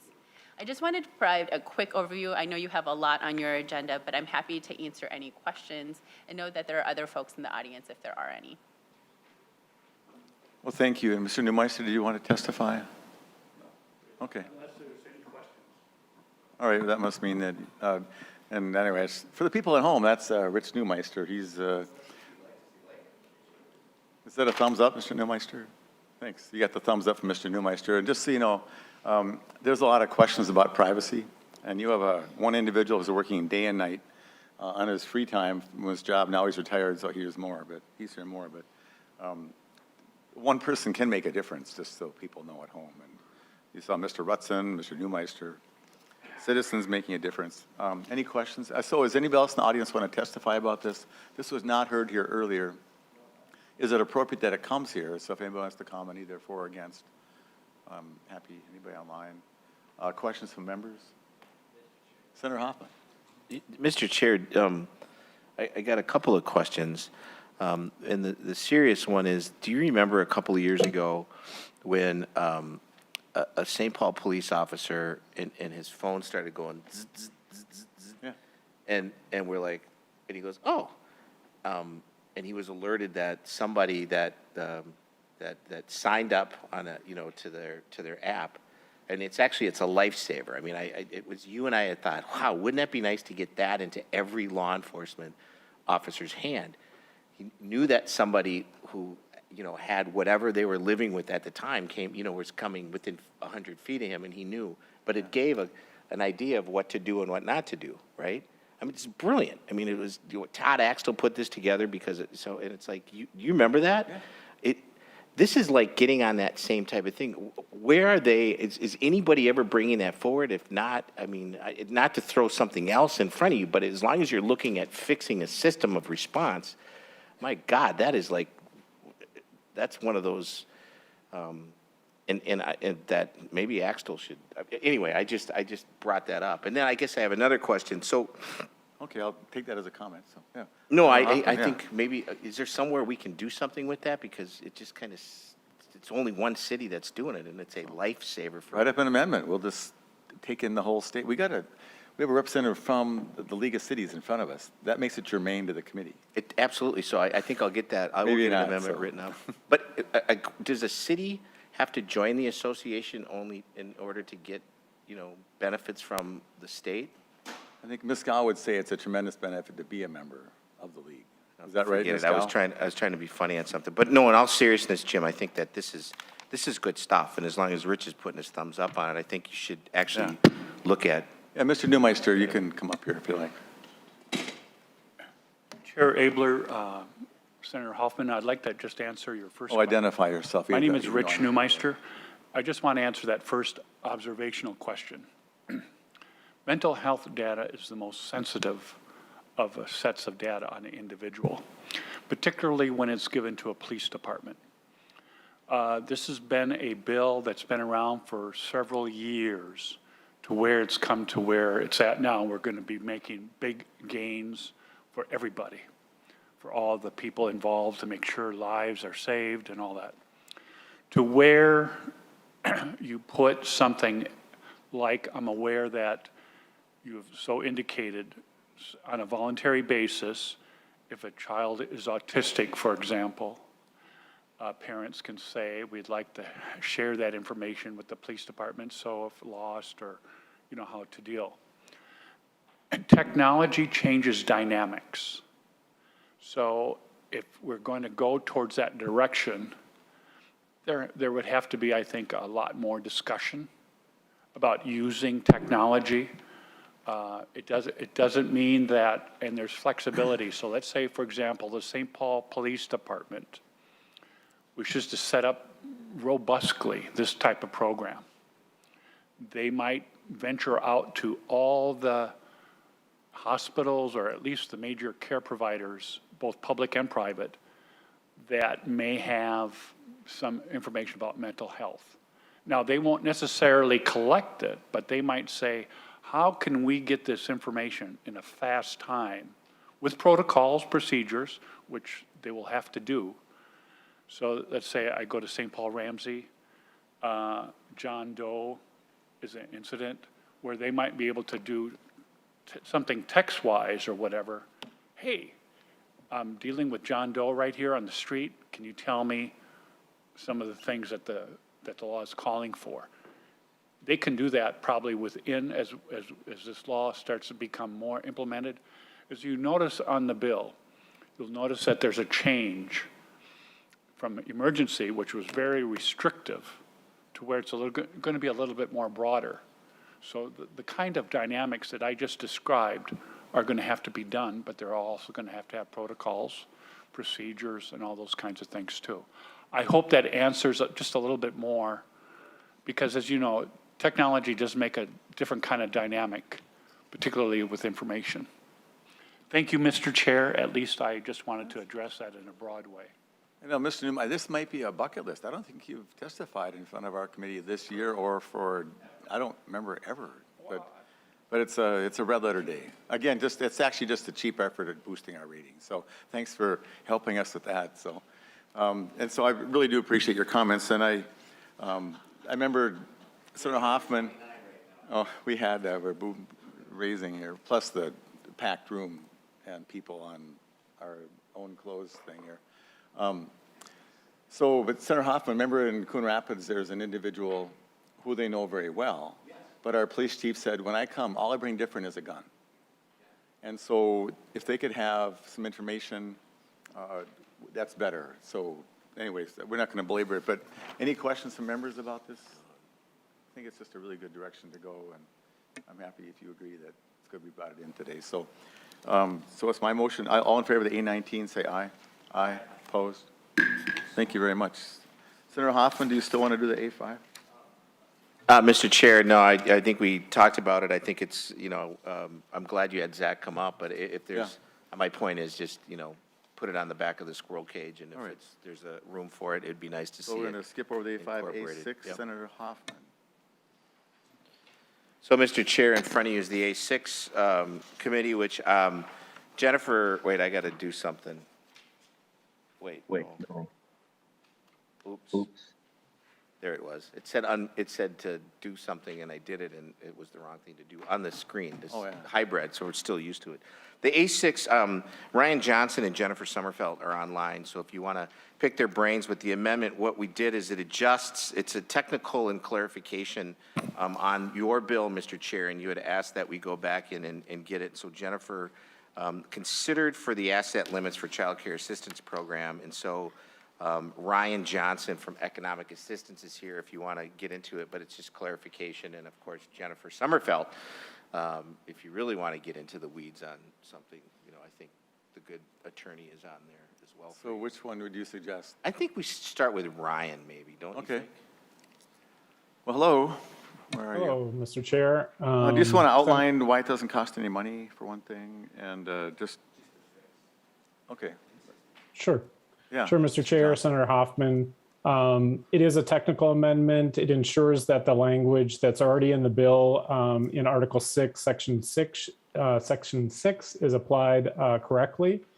This would ensure that the family assets for independence in Minnesota accounts are not counted as assets for the child care assistance program or other economic assistance programs. So there's no cost to this technical amendment. All right, thanks. So Senator Hoffman moves to A6. Anybody have questions? Anybody in the audience care about technical? All in favor say aye. Aye. Opposed? That's adopted. Oh, yeah. Hi, Jennifer. They still pay her if she doesn't talk? Does she get paid by appearance? We're trying to reduce our extra charges. But if just knowing she's online, she's increased your ratings by at least one. We're going to keep them wanting. You're Senator up to 132 now. Thank you. Thank you, Mr. Chair. The A7 was described and the testifier spoke about this, so I won't go into great detail, but this has to do with funding for the adult day treatment services. And Mr.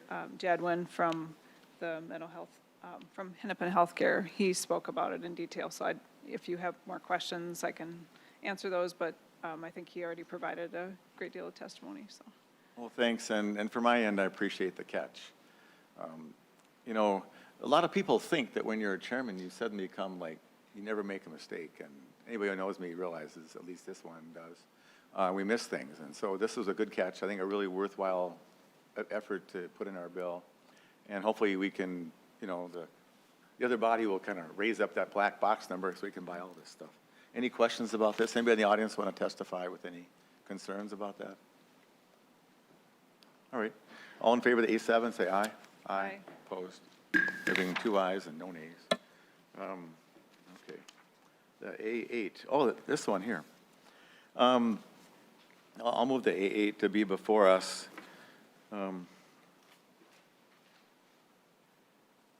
So this is an ongoing problem, and this amendment might need some work, so I'm not sure if we can adopt it today. But so this bill that we have before us has requests for fiscal notes in, and there's 12 unreceived notes. 12, yeah. And some are weeks behind, and I know they're busy and all that, so maybe they need more staff. So even this one we got today for the Thriving PCA was requested on the 15th and due the 25th, and it came today.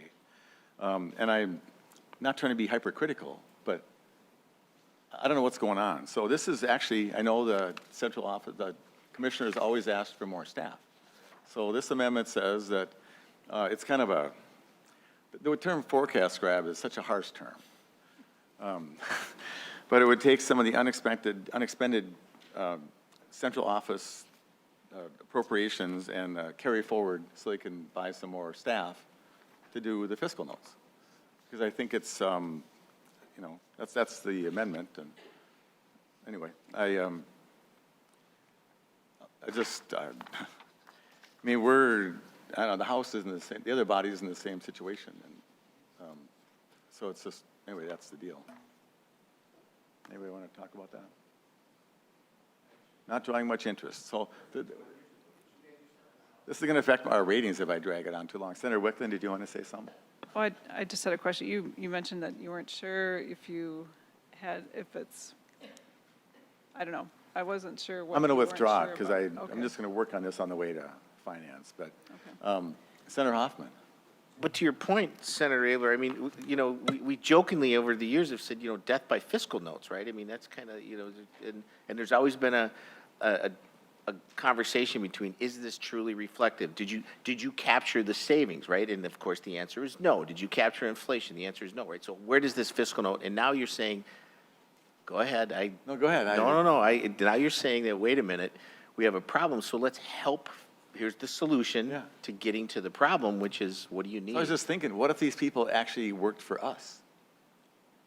Like they'd be our people. Fiscal notes come out. Then they'd like be more dynamic with their scoring. They'd say, hey, have you remembered this? MNB says this pays back 4-1. Then they would, I even thought of a new angle, Senator Hoffman. You're bringing up, that there's stuff that we know that saves money. We know, everybody knows it's to save money. Totally. And you got to pay just got to pay the upfront cost and not, there's never a reflection of the other savings. So I think that's enough. But anybody else want to? I'm going to withdraw it, thanks. Anyway, so let's see what we can do. I don't think you should withdraw it, Mr. Chair. I think you should keep it in there. I mean, What's in the pile? All right, thank you. All righty.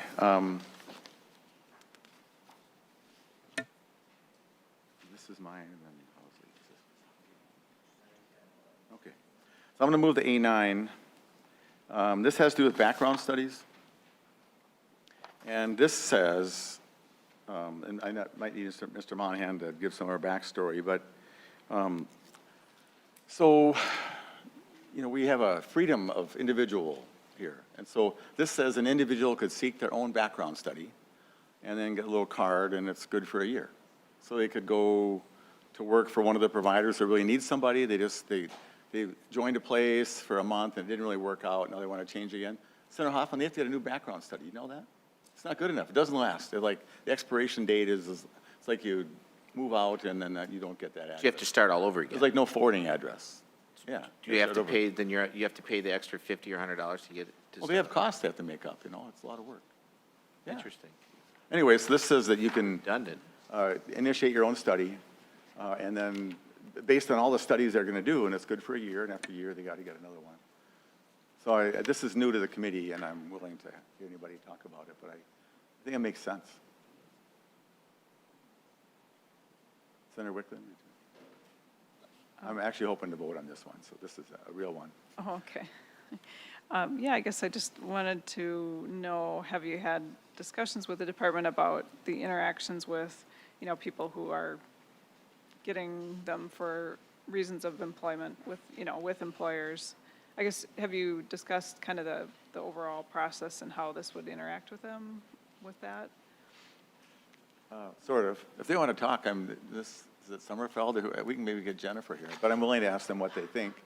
But if you remember, I don't know, I mean, not the fact that he got irritated doesn't matter that you would want to pass something, but this background study thing is just ruining everything, as you know. And so if there's a way to let people, you know, shop between people and work for two at the same time or whatever. But is it Ms. Sommerfeld who else would want to comment about that? I think Senator Wickland, and I legitimately should ask you what you think before I try to get this to go, but I hope we can pass it today and just keep working on it if it needs some work. So who's there from the department that wants to talk? Mr. Chair? Yes. That would be Hey, Ms. Modi, nice to hear you. Connie Moti. Thanks. Is this a great Connie idea? Moti, You like it a lot, do you? Go ahead. Claudia Moti, I serve as the Inspector General here at DHS. And we do have some concerns with a few of the amendments on here. We would need to engage with our sister agencies of MDH and then BCA on some of the TA and probably look at seeing what would be the authority, fingerprinting authority that we would need in order to consider implementing something like this with the BCA and FBI. And one thing I do want to note is that not all the studies are identical. So it would be hard to do a study prior to being affiliated with a provider because we don't know exactly what type of a study that they would be needed. So a clearance right now may not be something that they can carry over from, let's say, a nursing home to a hospital to a children's residential facility, depending on the level and the type of background study that would be needed. But, it's something that we can continue to look at and provide any TA if needed. All right, well, I appreciate that. And I could see they could check a box. You want to be a policeman, and then you could check that box. And if you want to be a, fireman, which, whatever. Kids always wanted to be a fireman. Or if you want to work in a group, so you want to work in long-term care, like a group home, maybe there's some cluster. So it sounds like you're willing to, help us sort this out and see if there's somewhere to go. Is that right? Ms. Modi? Mr. Chair, we could provide TA, like I said. Yeah. We would have to also consult. I do have some concerns about whether or not we would have the appropriate fingerprinting authority through the BCA and the FBI. So that would be something that we would have to look into and provide Ms. Modi, TA. you have all this new vendor. They got little shops everywhere, and some are even open from time to time when they say they're open. So if they find a place that's open, they wander in and say, hey, I want to get a background study, and I want it for this purpose. Why would the BCA care about that? They're going to get hired by somebody, and then they have to go get it, and there's a period of delay, which, and I don't want to take a lot of time now, but I'll just leave that as a rhetorical question. Senator Utke, did you want to comment? Yeah, thank you, Mr. Chair. What was the reason for this again when you probably told us when you first started. Why would we want to do this? Well, the next amendment is somewhat similar, but let's say that you're going to be coming home for Christmas, and you've got some time, and the group home near you would need some help, and so you could, when you're at college, just go and get a little card, so then you could just go there. You haven't been there for a while, or you don't know which one is going to hire you, but you're going to find one of them somewhere. And so you could walk in the door and say, hey, I'm ready to go to work. They'll go like, come on in. You're going to go to work that day because they're so short. So the individual can decide. Usually the employer has to do it. And then there's a whole delay. And then by that time, Christmas is over or something. So, it could be, we're trying to draw in more part-time workers or even full-time people. That's the idea. Okay. Yeah, that part of it sounds good. I was thinking of what could be the flip side and some of the dangerous parts of something that laid there for a while. As an example, what if you had a court case going and you knew that the end probably wasn't going to be very good, but let's go get that background check done now before they make a ruling on you. So, it does probably go both ways, but now I fully see what you're doing and just trying to be a step ahead, so. Well, if you quickly go to the employer before your court case gets done. Get hired before the judge rules. It's only good for a year, But, anyway. So, no, I was just kind of checking out where we were heading with this. I just, in my mind, I never even thought of that angle, Senator Utke. I don't know how that came to be thought of, but anyway, any questions about this? Anybody in the audience want to say their concerns? It clearly needs some work, but I'm comfortable with that. So, all in favor of the A9 the way it is for now, say aye. Aye. Opposed? Thanks. Put a big star by that one. Senator Housley, the A10. Thank you, Mr. Chair.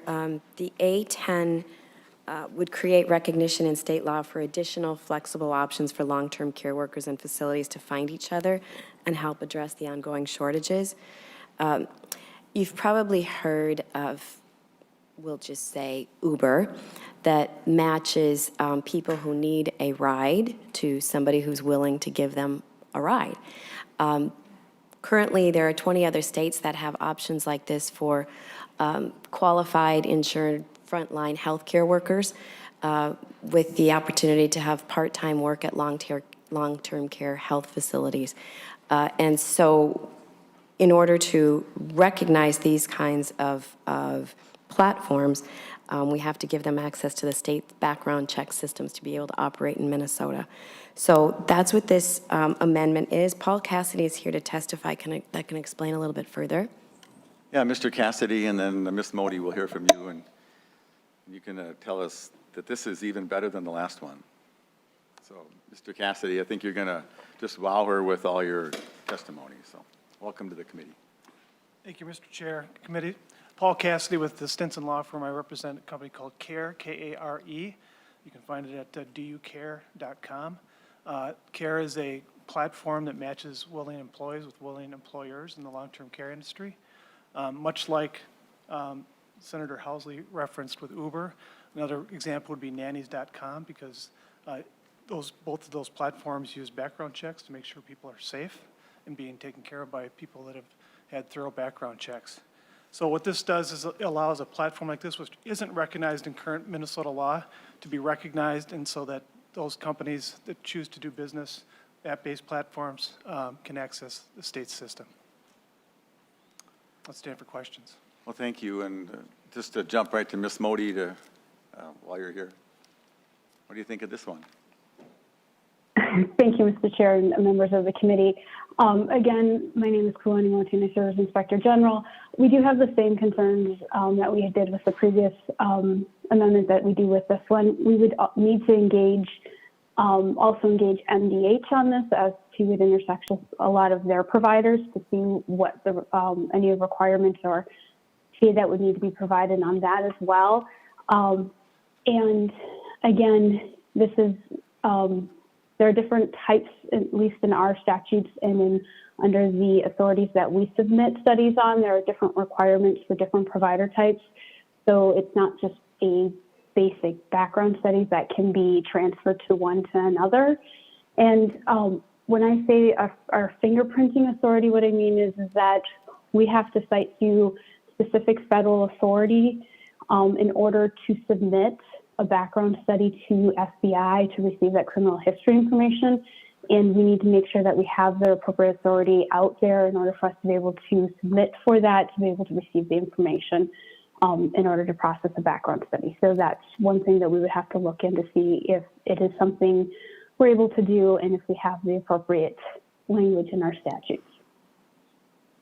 So you need special authority to go to get an FBI thing. That's interesting. I suddenly that made sense to me. Well, it doesn't make sense, but suddenly it makes some kind of sense. It seems like there's a way, Senator Housley just in a second, but see, and you're on, this is your amendment, but it seems like there must be some workaround there where this person would let you know that they want to join our workforce.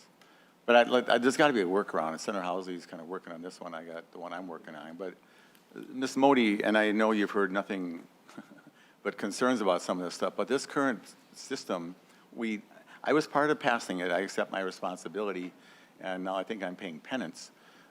We meant well, but we are having the effect of crushing the industry and trying to find staffing for the few people who actually want to go into it. And so it's an unintended consequence of a positive idea. These are just ways that we're trying to work around some of the snags.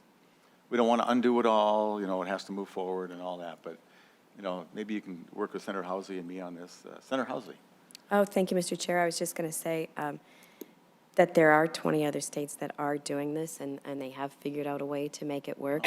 I know my daughter actually didn't live in Minnesota, but she used nannies.com when she needed to get some help in the state she was living in, and she felt good knowing that they had already had the background check. I just wouldn't want anybody here in Minnesota to go to a website and hire somebody not knowing if they will not have had a background check. So I think this just makes it safer both for the consumer and it makes good sense.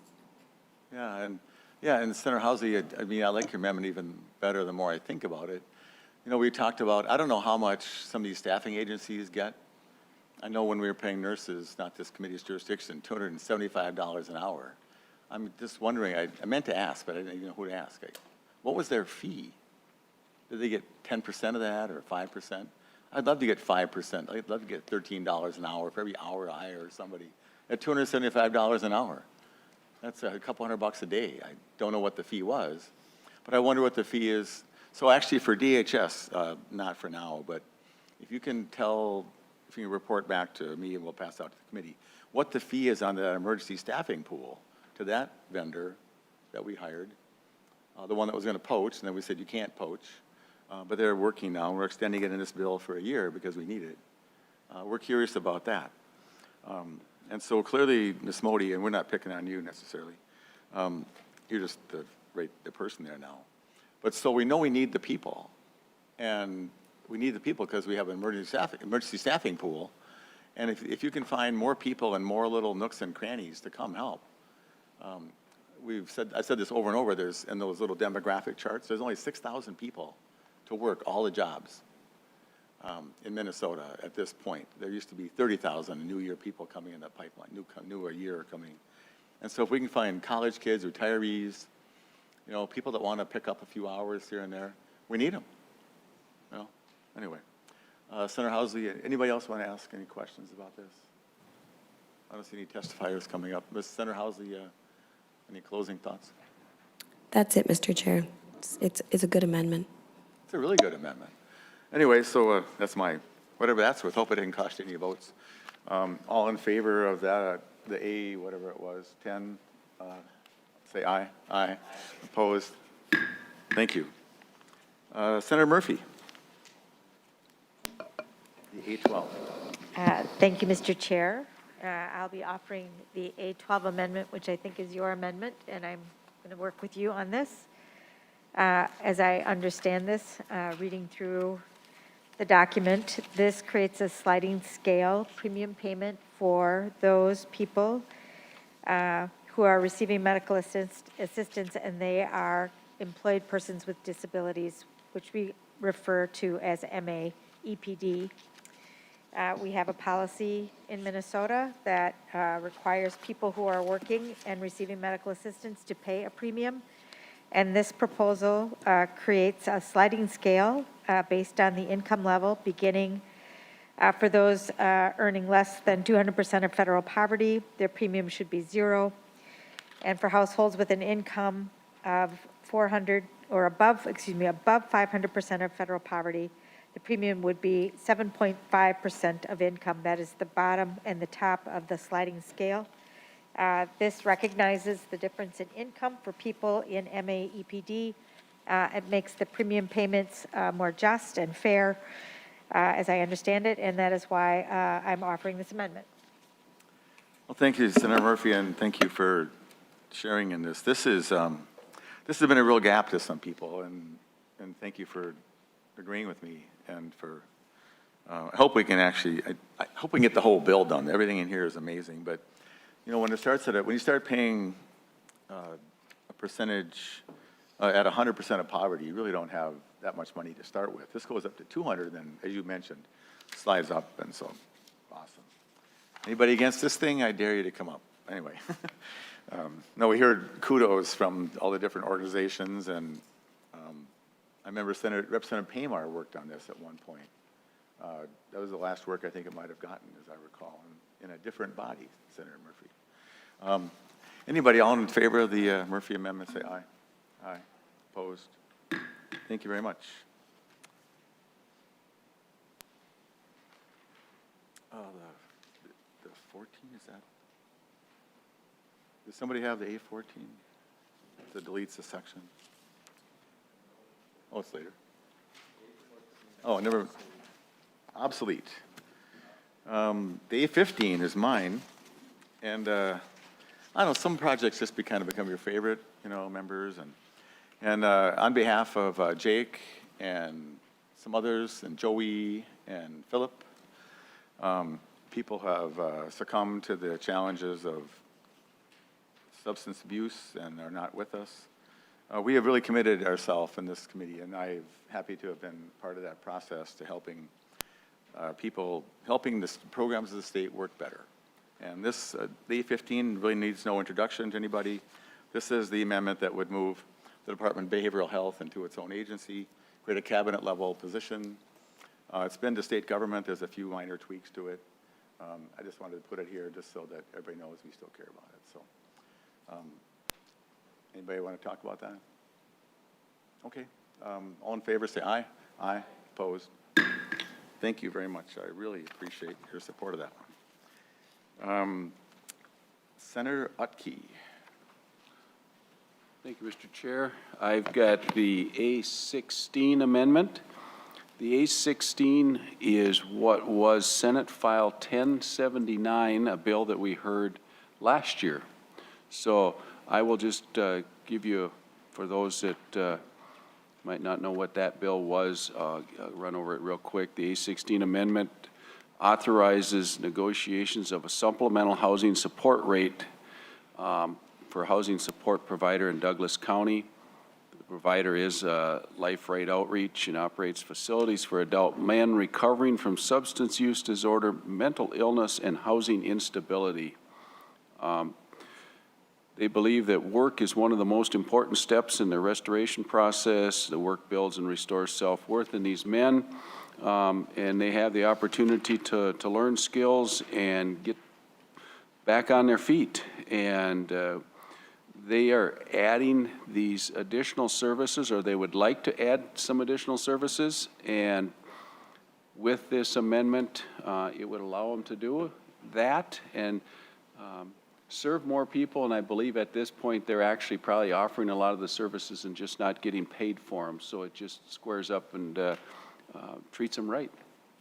So that's what it's all about, Mr. Chair. Well, super. Any questions about this? Anybody in the audience want to testify? This is this is something else I overlooked. I appreciate people bringing my attention to it. There's so many bills, and anyway, just happy to have it brought to light. I think it's an excellent project in keeping with the scope of the bill, so I hope people can support it. All in favor of the A16, say aye. Aye. Opposed? Oh, yeah. Was I talking to somebody about the A17? I just don't remember. Okay, I thought I was, but anyway, I'll move to A17. And along the road here, I had more ideas than I had money for, and or other capacity for. But Randy, somebody came from Ramsey County homeless program, and this is probably a placeholder for something better, but this just says that SED providers and homeless providers should make part of their program the facilitation of full or part-time employment and provide or make available employment services for each client to the extent appropriate for each client, which is almost just a slogan, but I think that the more that we can encourage, like Randy, I think she used the word working 2 or 3 times in 2 sentences. And I just admired her for that. And some people, they have more challenges, and the word appropriate is to cover that. But so please kind of nudge in that direction, which is the key to independence. So. Senator Hoffman? I think you're onto something, Mr. Chair, because you're looking at, if you believe in employment first, which we do in the 245D world, right? We remember you and Murphy were in the House, and I had this bill. It was employment discovery. Remember the three employment things, which is statute? Yeah. And you want me to talk about collaboration and coordination of efforts? This is a coordination of efforts if we're going to make employment first, which is what we do in Minnesota, and we mean independence, right? This is what we've said in this committee for a few years now. I think you're onto something here, because you're saying make available employment services for each client to the extent appropriate, so that it gets to the individual informed choice. It really gets, I could go in the weeds on this. This actually is brilliant. I mean, this is, well, I shouldn't say it's brilliant, but it's, you know. It's, well, thanks. I was laughing at the weeds, and last night it was brilliant. Would that help our ratings, or I don't know. How much? What can you talk about before we went from Rutson had us up to 146. We're down to 114. So. Oh no. They knew these were. I think you're onto something on this. So if you're going to try to make that happen, this is an inroad to do that, because then the focus is, especially if you're using the Griffin-Hammes model on employment discovery, you're really getting to the unique and individualized needs of that person get them. Which might give the person some hope to kind of Exactly. complete their programming. And, I like the and spirit of this. particularly since in the homeless population, 78% have some kind of physical or mental health issue. You know, I don't, and I don't want to take too long today, but we're actually doing pretty good on time. We have all these programs, and Senator Hoffman, the word you use all the time is collaborate and coordinate. They do not, in a comprehensive manner. I keep forgetting that one. But, you know, for the SUD providers and the homeless providers, every county has an employment, a state-funded office of employment, like through DEED. I think it's DEED. And you could just, they'd probably come out. And you could just have an hour or two on that topic, and they would think that's great. You know, it's like, and so it wouldn't have to cost anything, and maybe we can make sure that, I know we're working on the policy bill from March about having guest speakers come in and count. Wouldn't that work? Is that interesting? And then maybe, Senator Hoffman, but then they could go and get one of these, this A9 amendment thing. They would get their own little work card. If they could qualify for their own individualized background study, they could go and they could then be available to work part-time at the group home. That, I think we're onto something. Anyway, so Senator Murphy, thanks for interrupting us. Thank you, Mr. Chair. Rescuing the audience. And members, you are referring to Randy Roth, who is my neighbor, and the executive director for Interfaith Action, an organization that I'm a part of. I serve on their board. And they were here in committee talking about Project Home, which is emergency shelter for families. And so when I look at this amendment, I understand it could be a placeholder. You know, you have language in here talking about the extent appropriate, which I appreciate because there are many people who are experiencing homelessness who have jobs. And I don't think that we should ignore that fact.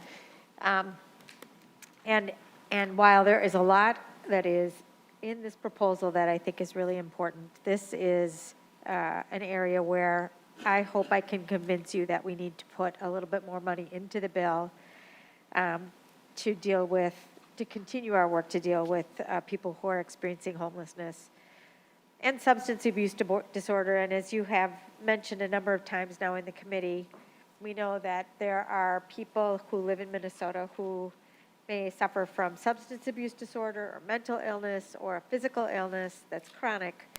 And all of those things are contributing to their lack of a safe place to live, perhaps their lack of a job. And while I hear and respect the comments that you're making that we have lots of programs and maybe the way that they're being delivered is the problem, I do think there are people who live in Minnesota who we're just always going to have to continue to reach to. I visited Project Home. It is at the Provincial House connected to the Sisters of Carondelet Village in the district I represent. It is a remarkable place. It is worthy of our attention. It is one example. There are multiple examples of good work being done to make sure that there's a place for people who need shelter, whether it is because their wages are too low or their rent is too high, or their healthcare condition has created for them an untenable situation or bankruptcy, or as you've been describing, they're sick and they struggle then to do what they need to do to stay safely in a home. So I appreciate this as an attempt as a placeholder. It gives me a place to talk about Randy Roth and to continue to nudge you that there's more that we should do to make sure that everybody has a safe place to live. Thank you, Thanks. Is Mr. that Chair. Project Hope? Project Home. I'm going there Thursday. So. You're gonna appreciate it. And so, actually, if I do me You have a a great favor- chef. Yeah, thanks. And so, some things start with placeholders, but if you want to help me make the language better, and I think Senator Hoffman, we need to put in this amendment as well, connect people to the services that are out there. Wait, I'm just, all the waiver stuff is forecasted.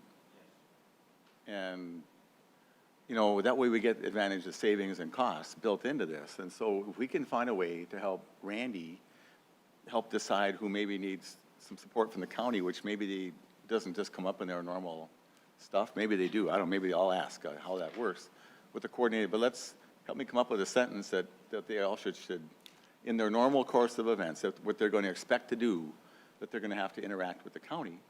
And then that gets people into a whole pipeline of opportunities. What is that? So, and not to be a burden to the provider, but just to say, if you're taking our money that we're giving to help these folks, it even makes their program even more effective, seems to me. So anyway, thank you. So this is, well, clearly it's a placeholder now. We're already going to add on to it. That was really good comments. Anybody else all in favor of whatever number this was, 18? Say aye. Aye. Opposed? Oh, 17. Sorry, I got that. Want to re-vote on the 17? Whatever. Thanks. You know what I meant. Now this is the A18. Senator Wickland, is this what you, oh, no, that's, yeah. Yeah. Is this yours? Yeah. So. Well, I think, I don't know. Well, no, this You is had it the drafted, group but of you this worked is- on this, right? Yeah, this relates to the discussion that Senator Kiffmeyer, Senator Nelson, Senator Murphy, and myself had. We had a meeting with DHS, and they came forward with a memo that talked about kind of where we're at with the stabilization base grant program, and gave us some information about the current use of the program and the different numbers of individuals who are receiving the grants. And then we talked about what a potential solution would be to address Senator Kiffmeyer's concern and others' concerns about whether people who are working much more than the 32 hours that's considered a full-time employee were not eligible to receive kind of additional assistance or additional funding through the grants. So this amendment, what it says is that beginning in July, there will be a definition of one full-time equivalent is someone who cares for children 32 hours per week, and an individual may count as more or less than one full-time equivalent, but no more than two. So it gives some flexibility. As people report their hours, the individuals report how many hours they work per week, they will be given grant awards that reflect a little more of, how many hours they are putting in. And so, Senator Wickland, are you comfortable with this? Is this a consensus? Yeah, I would say it's a consensus between the department, myself, Senator Kiffmeyer. I expressed that I was not comfortable dividing or having any difference in the weighting based on what kind of setting they worked in, because I think child care professionals, if they're working, whether it's family or center-based care, they're putting in all these hours and taking care of kids, and that's what the stabilization grants are intended to go to. Right. So that is reflected in our solution. So. Well, I appreciate that. And so, is there a chance that anybody's child care center grant could go down because of this? Is that a possibility? Yes, it is a possibility, because they had to do the analysis based on how much money had been put forward already in terms of the grants and how much they projected would be available for year two. Sure. Yes, it would result, and I don't know if you want to have the department comment on that. I mean, well, I just want to offer an amendment. I'd like to offer a whole I would like to say that, I would like to say that I would not like to, that's the only thing I'd say I don't like about it, is that the net result is some people would receive less. Right. So, Senator Wickland, would you be comfortable with an oral amendment that would create a hold harmless, that nobody could got below what they would have got if we wouldn't have done this? Yeah, I would be open to that. I think that would be very helpful. So, Ms. Hoffman, if we put this aside, can you just come up with nobody's grant, whatever, you'll come up with that. So can we lay this aside? And Sure. All right. Yeah, that would be all right. And then I'd like, this is going to work, we'll take it whenever you tell me when you're ready, Ms. Hoffman. So that's laid aside for now. The 820, Senator Hoffman. The 820 is in front of you. I think there's, yeah, we'll start with that. It's the, I have a question for you, Mr. Chair. Yes. Name a county in the state of Minnesota where their bed count is actually lower than any other county when it comes to like assisted living, nursing home type. Is it like a county think is an amazing county I otherwise? think so. I think there's Otherwise, like a good place to raise your kids, but for the fact they have the least number of beds in the state. yeah, and has probably one of the largest providers of social services when it comes to any types of assisted living. Is Halloween care important up there? Say that again? Is Halloween important to this county? Halloween's important in there. Yeah, not And this place has like individual group homes, they have individual apartments, they have dual apartments, they have all these wonderful things set up. Been a pillar for This particular project maybe in Coon Rapids? Is this is this in Senate District 36? This is currently Senate District 36, Mr. Chair. Senator Hoffman, to your amendment. A20, it's really at a time when bed counts and services are low in a variety of services due to closures, which we have a need, right?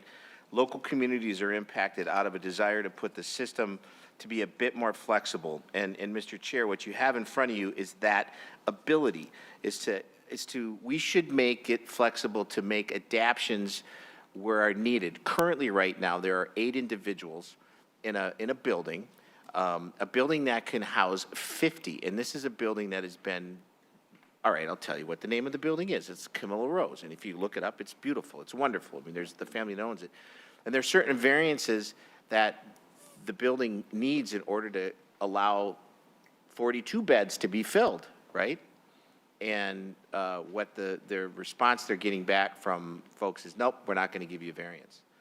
No variance at all. And it's like, well, how come? Because, Mr. Chair, you have 2 agencies involved. You have the Department of Health and you got the Department of Human Services. So somewhere along the line, people aren't having a coordinated effort about the fact that there's a deep need. And did I mention this county is the lowest county when it comes to bed space. So we have a need out there. And the cost to make changes, to have individualized, like plumbing, bathroom, shower stalls, et cetera, are through the roof. So this would say to the folks, elevate the priority on the fact that there are people that need a place to live and get the 2 commissioners to create a variance without having to go through a bureaucratic variance struggle. So No, I like it. did I explain that to the point, Mr. Chair? I think so. And actually, you know, we try so hard. We're trying to partner with the departments, the 2 main ones we touch here. This is a Department of Health and mostly DHS in this committee, but in the broad spectrum, we're trying to help them help people. Right. And I don't know, is there a crisis on? Is there a crisis of places to go, how to rescue soft land some of these individuals? And if there's a good provider who's been stellar for a long time. Yes. And their building's a little clunky in 1 or 2 aspects that really the people would know going there that they don't have every amenity possible, but it's safe and secure and would be awesome. They should get to do that. I think so. And you're talking about, Mr. Chair, this one in the language in front of you is just for the purposes of proposed repurposing a building to meet the critical needs, right? There are critical needs right now within the community, within the assisted living facility capacity, right? And so this really says to the commissioners, you know, get together and get this variance. Because basically the individual, the vendor, which, you know, when I would go visit this place, and it's hundreds of people have got, thousands of people, right? It's the original Chesvolt farm that they created this environment. And I come through. You know my mom, by the way. Thank you. And I was going to get to that point. I'm outside of that place, and one of the ladies said her favorite teacher.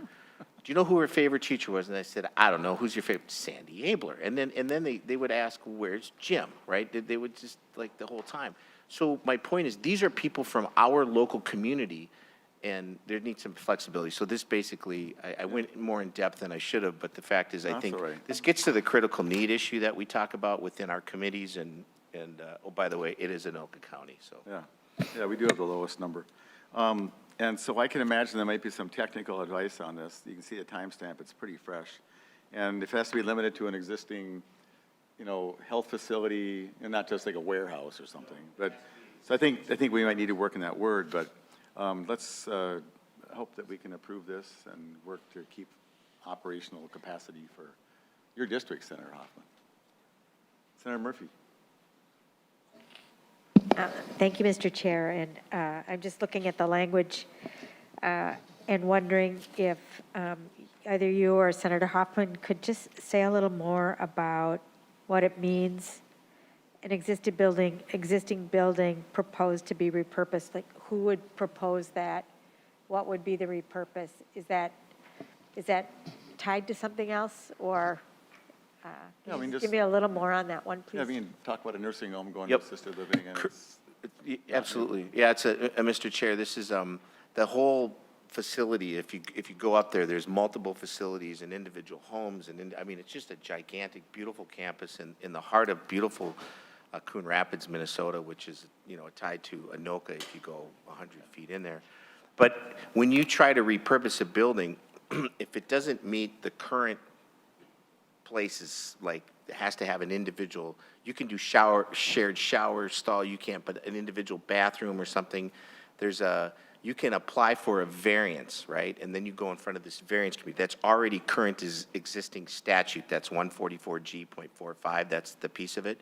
But what we're saying is we're putting in a notwithstanding clause that basically says if there's a critical community need, and in this case, there's a critical community need for beds, right? And in an existing building that is just being repurposed on the assisted living side, right? The system is stopping that from happening. And what we're saying here is, there's got to be a better way to be able to get some more flexibility in there. And that's the intent. If you're reading it from the system's hat and it doesn't make that, then we got some time to fix that language up, because this was after talking with the vendor and talking with, well, where is the gap? This is what we put together for this, which to me, it makes sense. But again, I'm, having edited it like 4 times. If you see something that changes, that needs to, Senator hopefully Murphy. that was clarified. Yeah, Senator Murphy. Thanks. Thank you, Mr. Chair, and thanks, Senator Hoffman. I'm just, because it's in the amendment, would it be the owner of the existing building or the entity that is running the existing facility that would be proposing the repurposing? Senator Hoffman. Mr. Chair and Senator Murphy, yeah, whoever holds that current license on that building would be the one asking for the variance. Senator Murphy. And Senator Hoffman, if hopefully this can go on, but I think we should even narrow it down. And maybe the word building is clear enough, but I think we maybe want to say it's a nursing home going to be assisted living, or an assisted living going to be a nursing home, or just but it's in that, it's not like part of the industrial park. Oh, no, yeah. So anyway, I think we can wordsmith that. Yep. I think we beat that to death pretty well. Any questions from anybody else? All in favor of the 820, say aye. Aye. Aye, opposed. Thank you. Are you ready? Let's go. Okay, yeah, let's go back to the WICLAN, the A18, just, yeah. And so I guess I'll make an oral amendment, which is going to be related by Ms. Hoffman. Mr. Chair, members, page 1, line 15, after 2, insert period. No program shall receive less in funding than they are projected to receive based on Table 4 in the Technical Assistance for Defining FTE for Childcare Stabilization Base Grants document dated March 29th, 2022, period. And I just want to point out that this is placeholder language until we can come up with a better wordsmith. Ms. Hoffman, I love the word placeholder. And it means we're a committee, we're working, and we're trying to get something done and not getting snagged up on every word. If this were the conference committee, we don't get away with that anymore. But I would love to move that amendment. Senator WICLAN, is that okay with you? Yes, Mr. Chair, I think as a placeholder, and we'll talk with the department about how to phrase it. One word that you might want to change, instead of program, you might want to use individual, just because these are grants going to individuals and not to the programs. Does that make sense? Well, they're individuals you or can- programs, right? Oh, yeah. Well, they're, I used programs just because it was referenced earlier Yeah. in the Okay. subdivision. it's That's the probably placeholder. not, So Senator Wickland, you can incorporate that if you like. I'd As an oral incorporate that as a All right. suggestion, just. But I think it's really, I don't think we want anybody to come to harm because of this. There's a bucket of money, and there's no reason anybody should take any less, be they are a licensed home or a licensed, or a center, so, yeah, good. Well, let's just move it along. Any other questions about this? Anybody want to testify about this? No hands, right? Okay. All in favor that A18 is amended, say aye. Aye. Opposed? Thank you, Senator Wickland. I really appreciate your work on that. Thank you.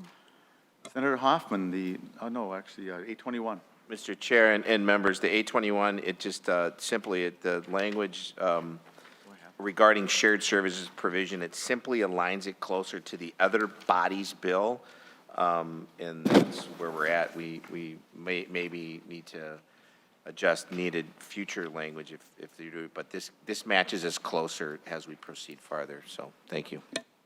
So Senator Hoffman, is this the beginning of a pre-confereed effort to move this bill forward?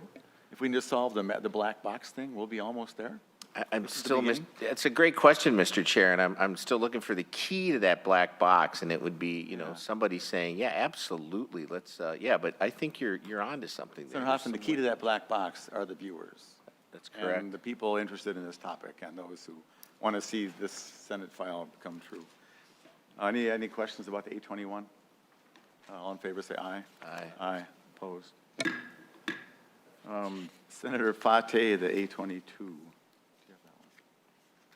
Do we all have that one? Yeah, Is this passed out? I think so. Yep, Okay. it is. Okay, perfect. Awesome. Okay, Senator Hott, the A22. Thank you, Mr. Chair. It's actually a delete all. No, I'm joking. It's not. So, That was funny. bad joke.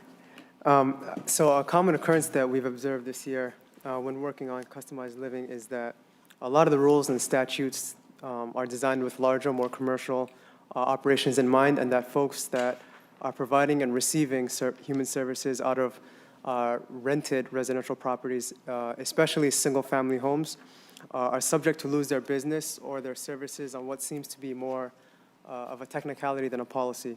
One example of this is the lack of an exception to the customized living moratorium for providers who are not starting or expanding their practice but are simply relocating an existing practice.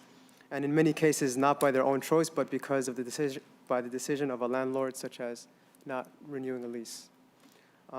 This amendment would fix this by taking a current exception, which applies to the change of ownership of a customized living business to a change in address of a business with no change in ownership.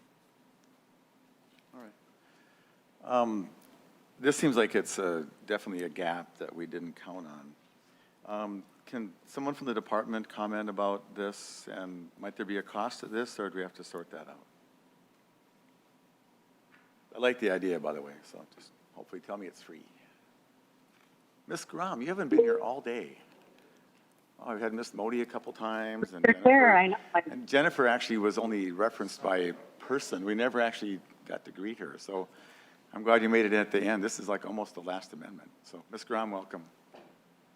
And so, thank you. yeah, do you want to offer us your opinion on this, and if it's going to cost money, if so, very how much? Sure. Thank you, Mr. Chair. Christy Grom with the Department of Human Services. So I think in terms of the cost, we've not done a full fiscal analysis here, but our staff kind of with their initial read weren't seeing any program costs that we would incur, but we can get back to you with more definitive information on that. We do have some policy and kind of operational concerns with this change. So relocating the setting would impact some other brain injury and CADI setting requirement limitations. So for example, we have an existing location relocated. When an existing location is relocated right now, that would be limited to people only over 55 years of age, and that's related to our home and community-based services transition plan. for the federal settings rule. So I think, we have a meeting coming up with Senator Fateh, and we can continue to talk about this with him and see if there's maybe a way to make some of this language work. But as it is right now, we do have some policy concerns. Yeah. Senator Fateh, they don't see any programming costs. That means it's not going to cost any more money, at least officially. So that's actually really good news for you on this. Anyway, so any questions about this?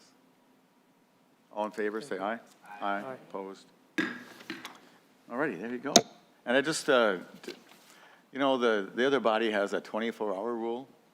We actually have a 16-minute rule here. The timestamp on this is 12:44. And I do want to thank our staff for being so responsive and working. Well, actually, we don't even have that rule. All right, so the A23 is a technical amendment. Ms. Hoffman, do you want to just tell us what it does, or whatever? Just make some technical corrections that staff noticed, adding after commissioner, adding of human services to make that distinction. And then on page 74, we delete line 13, which is an effective date for the community grants program, the community organizations grant program, which was a little inconsistent with the date of the appropriation. Cool. All in favor of the A23, say aye. Aye. Opposed? Any more amendments anybody's got?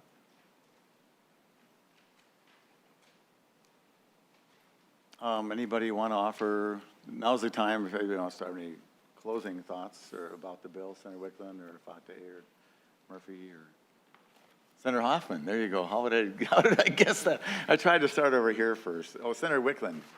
There you go. Senator Hoffman can go first if he wants. No, it's all right. No, please. I just wanted to make a couple comments. I really, I think there are some really great things in this bill, and I appreciate that the application of funding that will go to support increased wages is an ongoing thing, and I really appreciate that.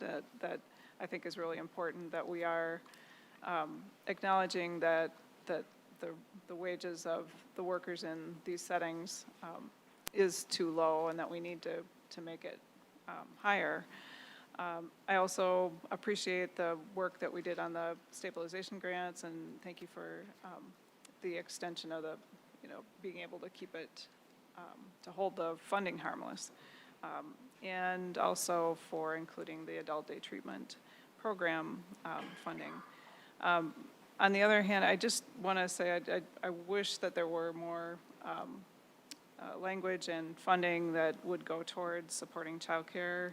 I do think that is really critical. As we encourage one area of the workforce, we really have to keep in mind that many of those workers are parents and they need access to affordable childcare that's high quality. And we do have some proposals that we've talked about either in this committee or are being talked about in the other body in terms of the reprioritization bill that you did give a hearing for. I think that would be a helpful proposal to have more people eligible and get off waiting lists for the subsidized childcare.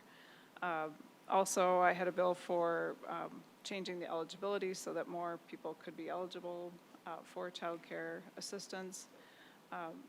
I think that type of thing, and just more funding to go into other childcare programs would really be helpful at this time to make make childcare more accessible for parents, and to try and help address what are very low wages for childcare workers. And again, as we have low wage workers in these fields, it's hard to attract people that we want to work in them. And children are, the first years of their lives are so important in terms of development. We want to make sure that we acknowledge that work is important and something that can be done with a living wage. So. Well, thank you very much. Senator Hoffman. Mr. Chair, I just, thank you. And Paul Anderson was here earlier, and we were talking about just what we had in common. There was a guy named Jim Ramstead, and I say this, I say in education, I say it in human services, but I'll never forget what he taught me 30 years ago, actually 20, 25, how old is 20, 22, 23 years ago. This conversation, it's about what's important for what your purpose or your task at hand is, right? It's not personal, and it's not, and what you did was fight and really push a priority for people with disabilities and are most vulnerable in the state, and focused on that piece. Thank you for doing that. You know, and I've known you for 20-some years, but this is how a committee should work. Everybody had their input in it. Everybody had a comment in it. There was, because we were aligned into the same priority when it came to its real life, and what you were able to do, and joking aside, you know, this year about being number one and having, you know, the props, which I know is a violation of some rule. Not in committees, Senator Hoffman. No, is it really? Yeah, there's no prop rule in committees. Well, then we could start bringing props all day long, but that's, but setting that aside, the conversation was very focused and real, and these are real people. This is our neighbors, our friends, and you know, Kurt got it right? Yeah. If we don't care, nobody's going to care. And so, thanks for caring, and this committee, thanks for caring. This has been a good process, and look forward to keep it going. So, thank you. Anybody else on this? All right, and so anyway, I just am so impressed to work with all of you on a project like this. And Senator Hoffman, to your point, you know, maybe I led, but I think I captured the essence of the Senate, where we have truly a serious commitment, and maybe we're just better informed. I think if everybody in the whole legislature knew what we knew, they would agree with this. And I think that in a time of budget priorities and not targets or targets and all that, I think at the end of the day, these folks, people that have special needs, people with disabilities, seniors, those who have encountered really grievous things in their life that from birth or along the way, I think it's really important to all of us, and just it's an honor to be sitting in this chair, which I never thought I'd be sitting in again when I got here in the first place 6 years ago or something. Anyway, and on this bill, I want to particularly thank the staff, the three to my right here and the two to my left, and other staff who did many things. Mr. Parker, who was kind of like a vice CLA here, and then all the pages back here who passed all the stuff out. Anyway, so thanks. So I'll just renew my motion that, oh, by the way, this bill is the real vehicle. So yeah, Senate File 4410 is the Senate vehicle, and the way it's going, it's going to be the vehicle because we're going to get it weighed in before they get theirs done over there. But so for now, we're not going to do any changing of vehicles, so watch this one along the way. It's going to go to finance perhaps Tuesday after the break. Hopefully we'll get all our fiscal notes by then. Senator Hoffman. For those folks that are watching who don't know the term vehicle, maybe you should say that someday. You know, Oh yeah. What is a vehicle? What does vehicle Thanks. mean? You know, when so we get a piece of legislation. It's got it's what we move the bill from committee to committee on. It's actually it's a document. In the Senate they're yellow, in the House they're green, and you can make it say anything. Yeah, right. Very nice, Senator Hoffman. Anyway, so we put all this language, all these amendments are now going to be revised to look pretty and be just one coherent document on Senate File 4410. So if you want to do a bill tracker, see where it's going, you would enter that one now. Thank you. Hey, with that, I'll renew my motion that Senate File 4410 is amended, be recommended to pass, and be referred to the Committee on Finance. Everybody understand the motion? All in favor say aye. Aye. Aye. Opposed? Thank you. We have one more bill to do, so don't scoot off just yet. This is again, this is a vehicle bill. This is Senate File, I'm going to move Senate File 4409, which is a bill that has something to do with long-term care protection and support activities, which we don't care about that anymore, because we're going to use this as another vehicle that's going to wind up actually going to rules because it's late. This is from Representative Liebling, And actually, we had 3 vehicles introduced from her, and one found itself in the whole round committee, so, oh well. I'll move the A1 to the Senate File 4409, which is a delete all, which has the same amazing SNAP information that we passed with such enthusiasm before. All in favor of that, say aye. Aye. Opposed? Now I'll renew my motion that Senate File 4409 as amended be recommended to pass and be re-referred to the, well, to the floor. It's not going to make it, so. All in favor of that, say aye. Aye. Opposed? Anyway, any last comments for this committee? You know, we are blessed in this state to have such a caring community of Minnesotans who reach out and invest a lot of money in the folks that are so important to us. Our grandmothers, our moms, our sisters, our brothers, our neighbors, who find themselves at different times in different places. And it's just a privilege to serve in a committee that cares about that stuff. So anyway, with that, God bless you all, and we're adjourned.